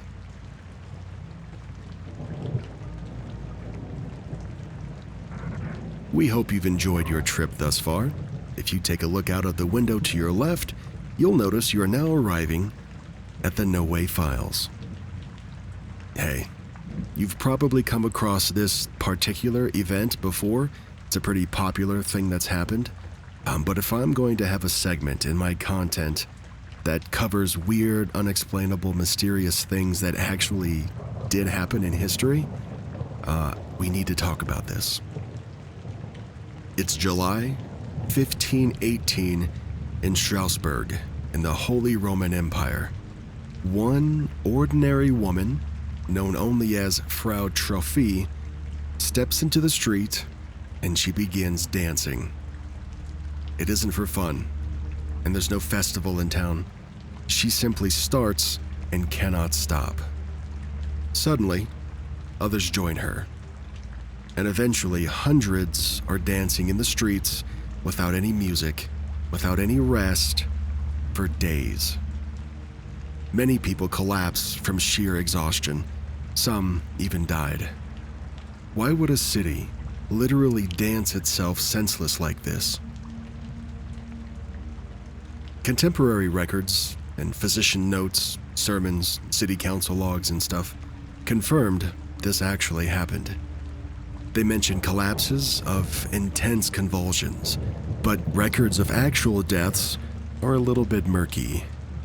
Some sources put the death rate at 15 per day during the peak of this dancing plague, but these come from later accounts, not from official records. The real death toll? Nobody knows. But why did something so bizarre happen? Strasbourg was under intense pressure in the 1500s. Famine and disease were rampant. People were malnourished, they were anxious, and deeply religious. Collective trauma was everywhere. Some historians describe this as a mass psychogenic illness, like a stress-triggered, spread-by-fear mimicry. One person starts, others copy, and soon, it's everyone. One popular theory blames ergotism. It's poisoning from a fungus on rye that makes people hallucinate or even convulse. It's linked to other historical events too, like the Salem witch trials. However, medical historian John Waller argues that this doesn't exactly fit. People on ergot would likely fall ill, not dance for days on end.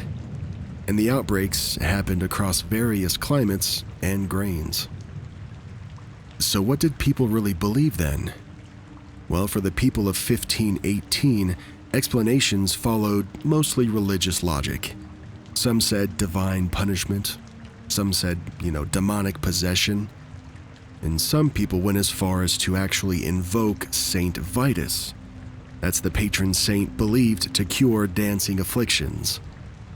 Authorities burned crosses on dancers' shoes, They sprinkled them with holy water, they had them carry crosses, and they held exorcising masses. Not like fat-burning exorcising, but like, demon-burning exorcising.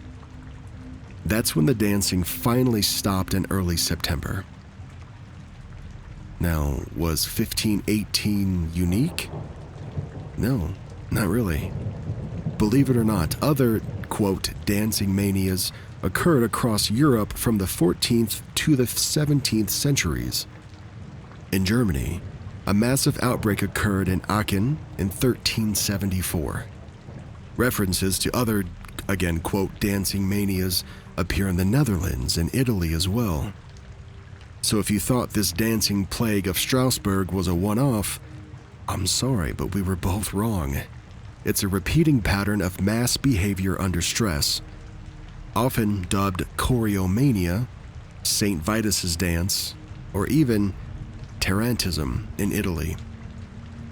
Now, can the mind really move bodies like this? Today, we understand these as mass psychogenic illnesses. They're cases where psychological stress causes real physical symptoms in large groups. These people were not simply pretending. Their muscles faltered, they collapsed, they sweated, a lot of them cried out for help for days at a time, and they even bled into their shoes when their feet swelled. What's the cause of this? Was it disease? Or starvation? Psychological trauma? Or religious belief, as mentioned before? Well, hundreds danced uncontrollably for weeks. Bodies started to collapse. The entire community was in panic. The dancing plague was more than this bizarre folklore tale that's being passed around the internet. It's a true historical event, and it's among the strangest that's ever been actually documented. It shows how fear and belief can manifest in the body when no other escape appears to be possible. So I think the takeaway here is the next time you or I are worried about losing it during a stressful day, let's just be thankful that we're not dancing in the street against our will until we collapse.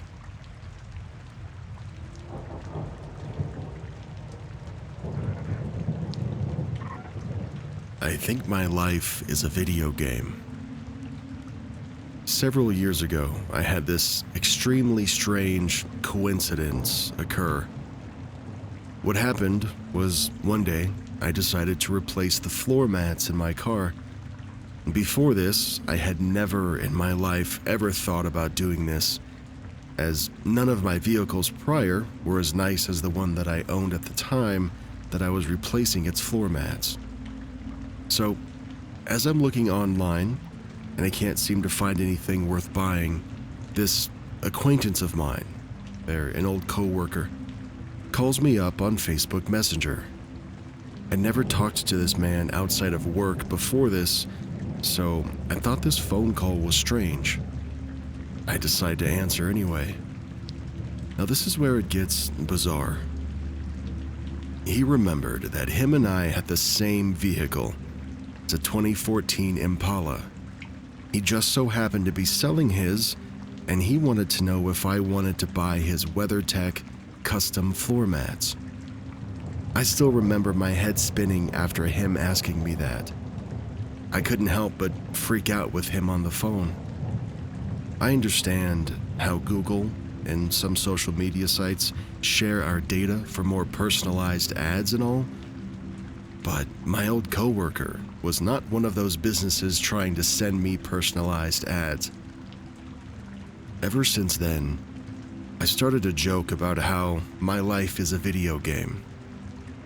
I started to notice more of these weird coincidences, which, of course, now I'm looking for them, but none were as crazy as my floor mats scenario. Fast forward a couple of years, and I learned about simulation theory. Mind blown. I'm actually starting to see how people are able to lose their mind.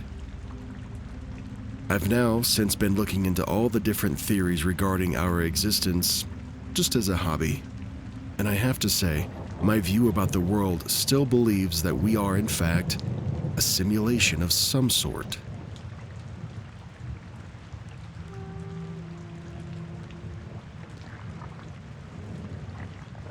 I don't think I've ever done a past life regression story on the podcast. I don't remember any, at least. If you don't know what a past life regression is, it's a kind of therapy. It's a method that uses hypnosis to recover what the people who use it believe are memories of their past lives and their prior incarnations. This story is called I Did a Past Life Regression and I Saw Something That Made Me Regret It. So, I just tried a little past life regression hypnosis that I found on YouTube, and I'm honestly still processing what came up. At first, I saw myself on this stony beach. The sea wind was hitting me. I was a male with shoulder-length hair, wearing a rough cloth dress, kind of like a nomadic traveler. And I wasn't alone either. There were about 5 of us walking together on this beach. Maybe they were family, or just, companions. We were moving by foot over long distances, and I was looking across the sea. Just then, suddenly the scene shifted. A village was on fire. Huge flames, chaos everywhere. People were running around in complete panic. And in the middle of it all, a young boy was clung to my leg, looking up at me with tears in his eyes, and that moment hit me very hard, like a shockwave. The next thing I remember, I was running fast and desperate, and then it skipped ahead. The last day of that particular life, I was in the sea, floating just above it, looking down as if I had drowned. My eyes welled up in real life as I, quote, saw it, and for some reason, the number 937 popped into my head, and it kept repeating throughout this entire regression.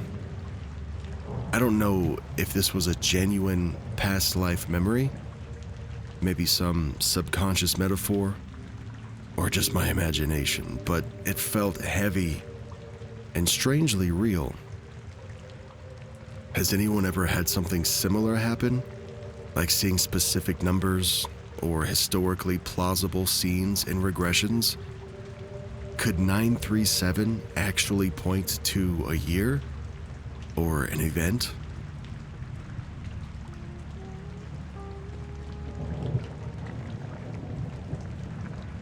It's like the people were just copy and pasted. This isn't the wildest glitch, compared to some of the stories that I've read here, but it happened just yesterday, and it immediately made me think, oh, glitch in the Matrix. I was driving when I came up on a construction crew. They had one direction of traffic blocked off, so we were being let through one side at a time. No traffic was coming from the other lane, so one of the workers waved me forward. Now, whenever I pass a flagger, I usually try to make eye contact and give him a little wave of thanks. This time, though, the guy holding the sign had his face turned completely away. That struck me as odd, so I glanced at the rest of the crew. There were 4 other men standing around, and every single one of them also had their faces turned. Not one face visible. And I don't think it was just positioning either.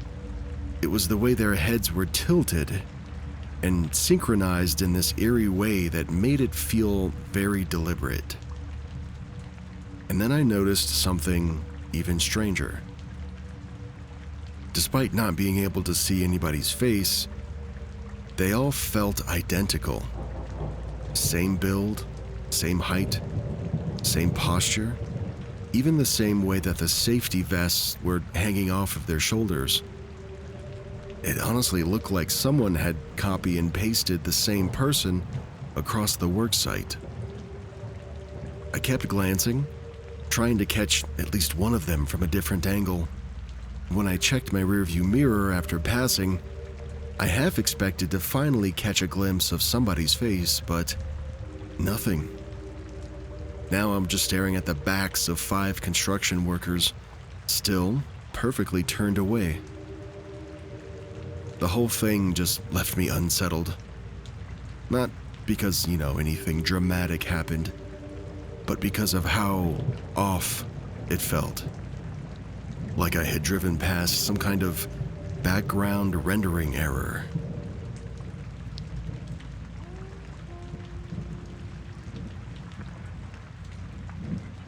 I know I only had one pair. I was just pulling clothes out of the dryer the other day when something happened that made me freeze in place. I pulled out this pair of black leggings, the same pair that I've had for almost 10 years now. They're worn in, familiar, they're basically my go-to comfy leggings. I folded them up, set them neatly in my basket, and I kept working through the rest of the load. Halfway through folding, though, I pulled out the same pair again. The exact same black leggings. For a moment, I thought that maybe I had just spaced out and accidentally tossed the first pair back into the dryer instead of into my basket. But when I checked my basket, there they were. The original pair still folded and sitting right where I'd put them. And in my hands now, a second identical pair. I literally froze in the laundry room, holding them side by side. They had the same stitching, the same faded spots, the same everything. 10 years I've owned these, and I've never bought a second pair. I've never even seen the exact brand be sold anywhere. There's just no reality where I had 2 pairs of these. But now I do. I'm mortified because I know I never bought a duplicate, and yet, somehow, I ended up with 2. It's like the dryer decided to spit out a copy. This person sent me a DM with another similar event. They say, I found another second set of clothes just last week. 2 of the exact same shirt for my son. I had come out of the dryer. I'm starting to wonder why the heck I'm suddenly getting duplicates. And before you ask, it was 2 Bluey shirts.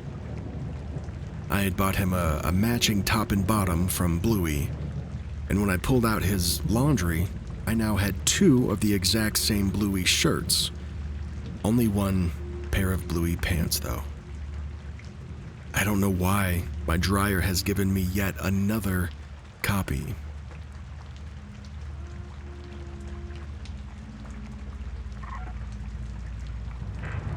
Time shifts. I planned to visit my parents over a weekend while I was attending university at Wisconsin Green Bay. Our plans were that I was to arrive around 4 p.m. on Saturday. The trip usually took about 3 hours on my motorcycle, taking back country roads. That day, I got distracted in the morning and I called my dad about 10 minutes before 4 and told him to go ahead and to have dinner without me. I didn't think I'd make it there until 7 o'clock that night. The trip was otherwise normal. I stopped for gas and stretched my legs for a while about halfway. When I got to my parents' house, my father confronted me and asked why the hell I was being a wise guy, and why did I call from our town, which, by the way, I didn't. The time was 4:05 p.m. He said I called about 10 minutes prior to my arrival. And there's no way that this trip could have been under 15 minutes. I spent about that much time alone just getting gas and stretching my legs. Also curious was when I drove back to Green Bay.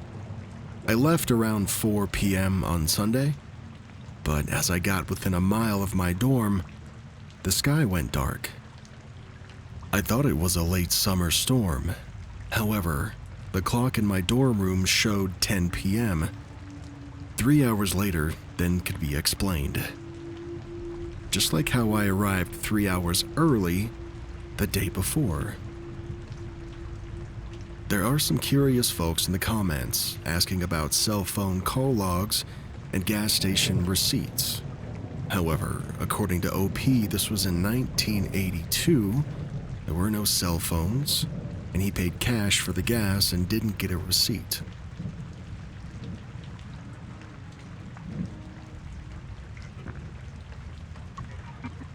I found a bead from a bracelet that hadn't broken yet. This was a couple weeks ago, but I'm just now getting around to posting it. My partner wears a bracelet made of a gemstone called aventurine. It's spheres of stone with a thin, stretchy plastic string through each stone. On the night this happened, he had to work early the next day, so he had gone to bed early and I stayed up a little bit later. When I went to bed, I didn't turn on the light and I just crawled into bed. My hand touched a small, hard sphere/ball on the bed beside my head, and I picked it up, and I wasn't really sure what it was at first, but I felt the two ends of the hole through the center and decided it must have been a bead from my partner's bracelet. I felt around for more of them, but I couldn't find any, and figured the bracelet had broken as he went to bed and he just missed one of the beads when he cleaned up. Bummer. I put the bead on my nightstand and went to sleep. I didn't really think about it the next day. We both went to work and chatted about whatever via text. He started work way earlier than I did, so I was still at work when he got home. Our bedroom is air conditioned, so he went there to lay down for a bit, and when he did, his bracelet broke. He texted me right away and said, my bracelet just broke. Sad face. And only then did I remember finding the bead from the night before. I asked him very specifically if he meant it had just broken before he sent the text, and he said yes. It had been on his wrist as he laid down, but it had broken while he was laying there, and then he texted me about it immediately. I then told him I found what I thought was one of the beads the night before, and I put it on my nightstand. He checked and confirmed there was one of the beads on my nightstand, and we just could not figure out how that happened. The beads are solid rock. The string is soft plastic, and there's no gap on the bead where the string could have slipped through. The part of the string that broke was not the knot, and there is no clasp.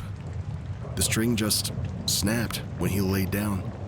There's no way the bracelet could have remained on him if the string had already been broken. He drives construction equipment for work, so his arms are constantly moving.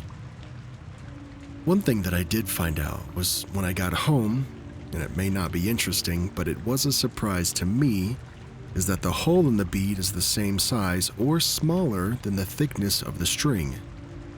So the rest of the beads are still on the broken string, though they can slide if you pull them. We tried to put the bracelet on and have it stay, but that was not possible. That story was from u/Keegan Inc.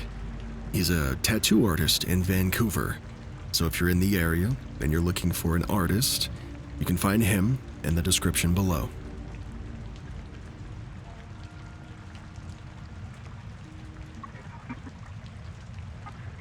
I drove through a perfect shortcut that doesn't exist. Last night, I was driving home from work around 1:30 a.m.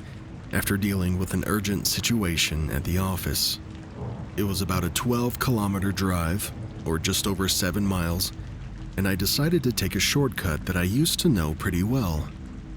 Hardly anyone uses this road anymore because it's been under construction forever, while the city corporation installs new sewer lines. Normally, It's such a nightmare of potholes and mud that I don't even bother. But this time, I was shocked. The road was completely fixed. Smooth pavement, no machinery, no trenches. It was just a perfect drive. It felt so strange, cruising down a stretch that I'd avoided for months, like stepping into a parallel version of the city. For a moment, I even felt relieved, grateful even, thinking the corporation had finally pulled it off after all this time. I get home and go back to sleep. And then morning came. On my way back to the office, I naturally took the same route, half curious to see the repair in daylight. But when I got there, it was the same ruined mess as always. There were gaping holes, giant piles of dirt, construction barriers, everything exactly how it had been for months.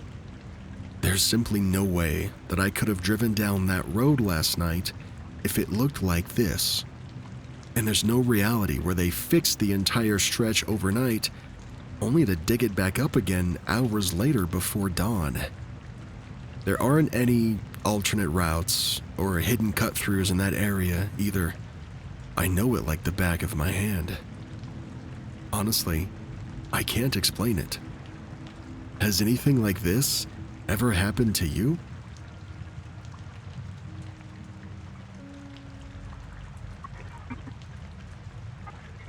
Empty bottle Sunday, full bottle Monday. So this one really baffled me. I had a prescription bottle with just one pill left on Sunday afternoon. I remember it clearly because I told myself, okay, I gotta refill this tomorrow. That night before bed, I went to take it and the bottle was empty. Completely empty. I swear that I had just seen that last pill earlier in the day. So, I tear the place apart. I check the counters, I look all over the floor, and I even check under the furniture because I was worried about maybe dropping it. I especially panicked because I didn't want my kids or my dog to find it by accident. The kids know never to touch my medications. I have this chronic disease and I take quite a few pills, but still, I just didn't like the idea. Finally, I gave up. I assumed that maybe I miscounted earlier or just lost track. But here's where it gets weird. Yesterday, I went to grab something from my medicine cabinet, and sitting there was the old, empty pill bottle next to the new one that I just picked up. I grabbed the old bottle with the intention of throwing it away, and I heard something rattle in it. I freeze, I open it up, and there it was. The missing pill, the exact one that I had torn the place apart for looking. The exact one that I had torn the place apart looking for earlier. You get it. There is no way that I just imagined that bottle being empty on Sunday night. I checked it multiple times. It was 1000% empty. And yet, last night, somehow, it wasn't. I've got no logical explanation for this one. Honestly, it feels like a straight-up glitch in the Matrix.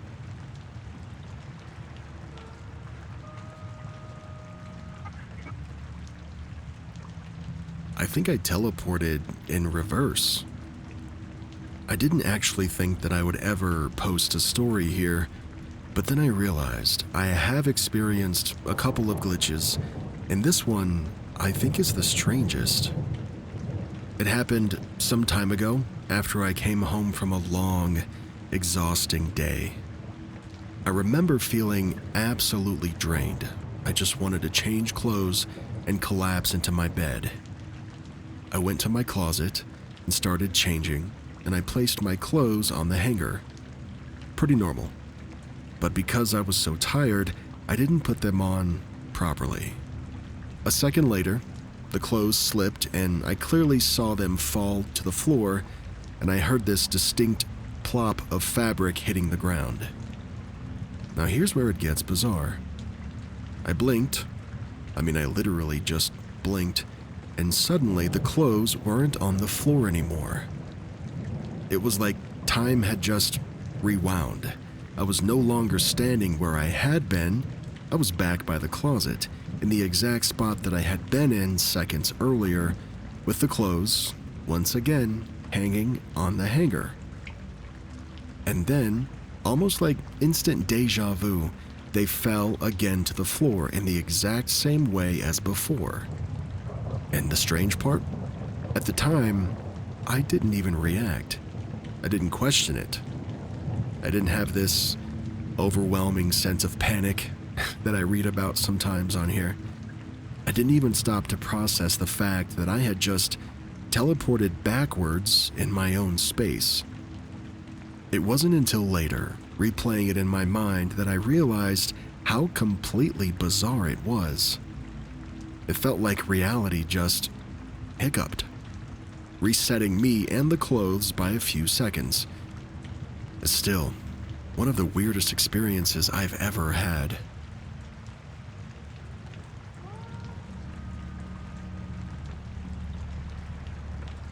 My backpack did something impossible. I came home from work and picked up my backpack, a small handbag, and a chocolate milk that I bought on the way home from my car to take inside. My routine is to take out my phone from the backpack and then set the bag in the hallway as soon as I get in. Later that evening, my battery died. I had taken the charger to work, so I went to grab it from my backpack in the hallway, and it's not there. I looked all over the house, and I couldn't find it anywhere. I asked my brother, who said it's in the hallway, but I looked again and it's nowhere to be seen. I look in every room, and I just can't find it. Frustrated, I go out to my car, and I find my backpack there in the passenger seat. I was confused because I know that I had taken it in as I had my phone with me. My backpack has my work laptop in it, so I never leave it in the car. It's way too dangerous. I thought for a moment that maybe I put my phone in my handbag and left the bigger backpack in the car, but no, I know that's not true because I always keep my phone in my backpack. It's part of my muscle memory routine. I'm very security cautious when it comes to my phone. I did stop at McDonald's for a little mini Oreo McFlurry on the way home, and I clearly remember checking to make sure my phone was still secure in my backpack.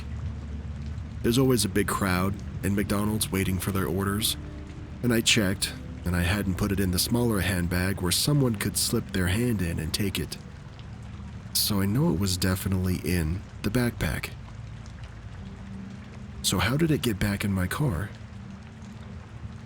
Do you think I jumped into an alternate reality where I did leave it in there?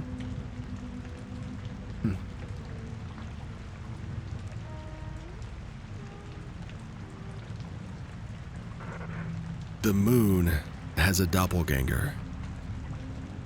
This happened a while ago, but I just remembered it, and it still unsettles me when I think about it. I was driving back to my place one night when I noticed a giant orb in the sky. At first glance, it looked like the moon, but the only reason that I even questioned it was because it was bigger than the moon. Much bigger. It looked almost identical, with the same pale glow and surface-like texture, but as if it were hanging much closer to Earth. It felt incorrect, kind of like a massive spotlight in the sky. I kept staring at it, trying to make sense of what I was seeing, until I happened to look around the sky, and there was the actual moon, clear as day. So now I was looking at two moons, one enormous orb hanging low, and then the real moon in its usual place. My brain was scrambling to process it. I glanced back at the orb, and sure enough, it was still there, glowing huge and bright. Then I turned to the real moon again just to double check my own sanity. But when I looked back, the giant orb was now gone. It had completely vanished, like it had never been there at all.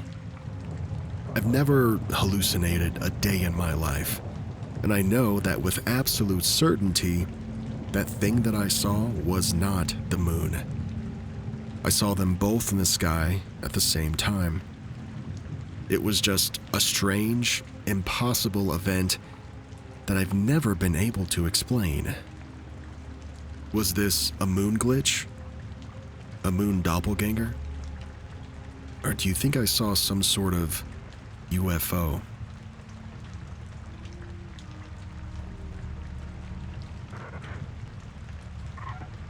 A simple repair and a strange glitch. Today, I was doing some work on my car. I went to the toolbox, I took out an Allen key, and I used it to remove and put back the screws on one side. Everything was fine. When I finished, I set the Allen key, a pair of scissors, and a cutter down on the table. Then, I carefully put all the other tools that I didn't need anymore back into the toolbox. The Allen key, the scissors, and the cutter were the only things that I carried with me as I walked around to the other side of the car. I lined up the Allen key with the screw, now on the other side, but this time, it was too big. Way too big. I thought, okay. Maybe the screws on this side are a different size? So I went back to the first side of the car to test it again, and now it didn't fit there either. It was the exact same Allen key that had just worked minutes earlier, but suddenly it no longer fit anywhere. The thing is, I only took one Allen key from the toolbox. It was the only one that I set on the table, and the only one that I carried with me. I am 100% sure it's the same key, and yet, somehow, it had changed.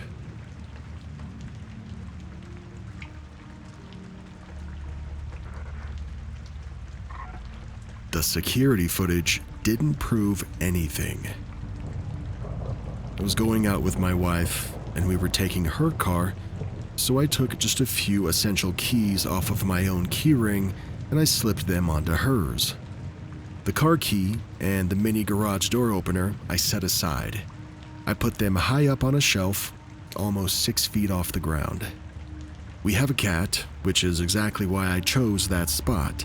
The ledge is so narrow, it would be almost impossible for him to leap up there and stay balanced, and in all the years that we've lived there, he's never once even tried.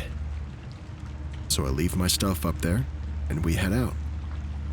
We were gone for several hours, and when we got back, I glanced up at the shelf, and I froze. One of the keys had moved, and not by just a little bit either, but enough to notice instantly. It was now far away from the others, and it was turned a full 180 degrees from where I'd left it. I told my wife, but she just gave me that look, like I was overthinking. But here's the thing though, we have multiple security systems. We have door sensors, motion alarms, and cameras. I checked every one of them, and every record said that nobody entered while we were gone. When I pulled up the video footage, it covers the whole room, every possible surface that the cat could have touched, and it confirmed that the cat was never even in the room while we were gone. But the only problem?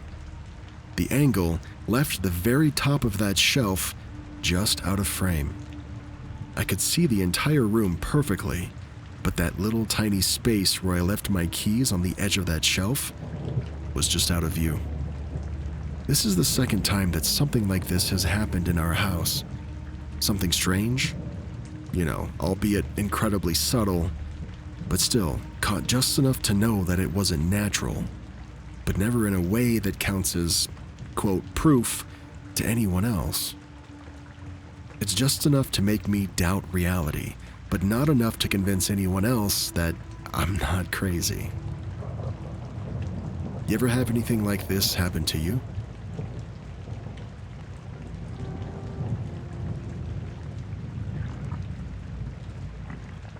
A glitch in the pastry kitchen. This happened a few months ago. I worked in a bar that also functioned as a restaurant, and I was the pastry helper. Pastry is my passion. That's what I want to do. Since the pastry chef wasn't always there, it was up to me and my colleagues to keep track of the ingredients every day. For example, if something was running low, we had to add it to the order sheet so the chef could review it later and place the orders. One afternoon, I went down to the storage area to grab something and decided to check on our sugar supply. Stacked neatly against the wall was a brand new sealed box of sugar, about 15 kilos worth, and a couple of extra opened packs on the shelf. Might have been 2 or 3 of them. It was more than enough. I even paused for a moment and thought to myself, oh good, no need to add any sugar to the sheet. We have plenty. Fast forward a day or two. The pastry chef came back to work and we received the usual delivery. We all pitched in, putting everything away in its place, and a little later, either because we needed it or maybe just out of habit, the chef asked about the sugar. He looked at me and my colleague and he said, in the most matter-of-fact voice, "We have no sugar. Why didn't you put it on the order sheet?" I froze. That didn't make any sense. I had just seen a full box plus extra packs with my own eyes. I could picture it perfectly. The brand new packaging, still sealed, the way it sat on the shelf, the half-used packs that were right next to it. I told him, "What do you mean we have no sugar? I saw plenty just yesterday, the day before." We all went to check together, and that's when my stomach drops. There was nothing there. No box, no half packs, just maybe 1 or 2 small leftover bags shoved in the corner. The shelves looked bare in a way that made me question my own memory. It wasn't even like things had been moved or misplaced either. The sugar had simply vanished. Now, of course, nobody believed me when I insisted that I had seen it all before, but I'm still absolutely certain about what I saw. Where did all the sugar go? Did I misremember? Did I somehow hallucinate the entire 15-kilo box of sugar and all the bags next to it? Or was this a glitch in the Matrix?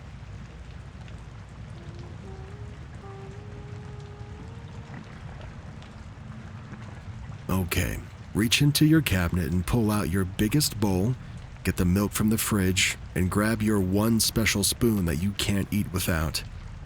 It's time to pour a big bowl of No Way Files flakes. Imagine strolling through Boston's North End on a winter afternoon when the ground starts to rumble beneath you, like a train approaching. And then, out of nowhere, a wave of thick, dark molasses surges down the street, swallowing people, knocking over buildings, and sweeping away whole trains. That's exactly what happened on January 15, 1919, during what's now known as the Great Molasses Flood, or, as the locals call it, the Boston Molassacre. Let's set the stage here. The culprit was a massive steel tank owned by the Purity Distilling Company. It was situated at 529 Commercial Street, right by the Boston Harbor. Built in 1915, it was 50 feet tall, 90 feet wide, and it was packed with industrial-grade molasses, over 2 million gallons of it. In the 3 days leading up to this event, temperatures soared from just above freezing to the 40s, which is 8 degrees. I'm exaggerating. Now, warm molasses was added to the tank, creating pressure as it mixed with colder molasses below. Coupled with thin steel walls, flawed construction, and ignored warning signs like leaking and ominous groans, The setup was a disaster waiting to happen. Finally, around 12:30 p.m., the tank fails. Rivets shoot out like bullets, and a roar echoes through the streets described by survivors as a clap of thunder, and that's followed by the swift and the deadly flood. Once the tank burst, a wave of molasses raced outwards, 15 to 40 feet high, slicing through buildings, crushing foundations, and sweeping away anyone unlucky enough to be in its path. It was recorded at up to speeds of 35 miles an hour. It toppled an elevator train car. It flattened an entire firehouse. It crushed horses and carried debris through Boston's North End. Imagine Monster Blood from Goosebumps, but a lot more sugary and a little less neon green. 21 people died.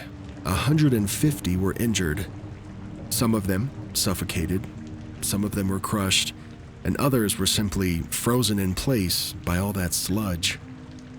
Rescue teams spent 4 agonizing days battling knee-deep molasses, struggling to dig people out. Many victims weren't even able to be ID'd until months later. Now, why did it stick around for decades, though? Would you stick your hand on something sticky, smelly, and sweet? Well, the people of Boston did, because even decades later, on hot summer days, locals insisted that the smell of molasses lingered in the air. It was a sweet, but haunting reminder. Cleaning up was a nightmare. Fireboats were spraying salt water. Sand was dumped in to absorb the molasses. Everything from streets, houses, people's phones, the seats on trains, they were all coated in this sticky goo. The harbor turned brown, and it stayed that way for weeks. It took months to clean up. This was actually one of America's first class action lawsuits. Neighbors sued the tank's owner, who blamed anarchists, and after 3 years, the company was found responsible and they were forced to pay out damages. Now, what changed after all of this? Well, out of this disaster came a new era of accountability. Now, because of this molasses tragedy and the lack of safety oversight, states began requiring licensed engineers, signed blueprints, and proper load calculations. Buildings and tanks like this could no longer be built without certified design and review. Boston and the entire nation established much stricter construction standards. The Great Molasses Flood, or as I'm going to call it from now on, the Boston Molassacre, taught Boston, and really the rest of the world, that safety cannot be diluted. It sticks around as history, as memory, and in the sense of forever lingering caution.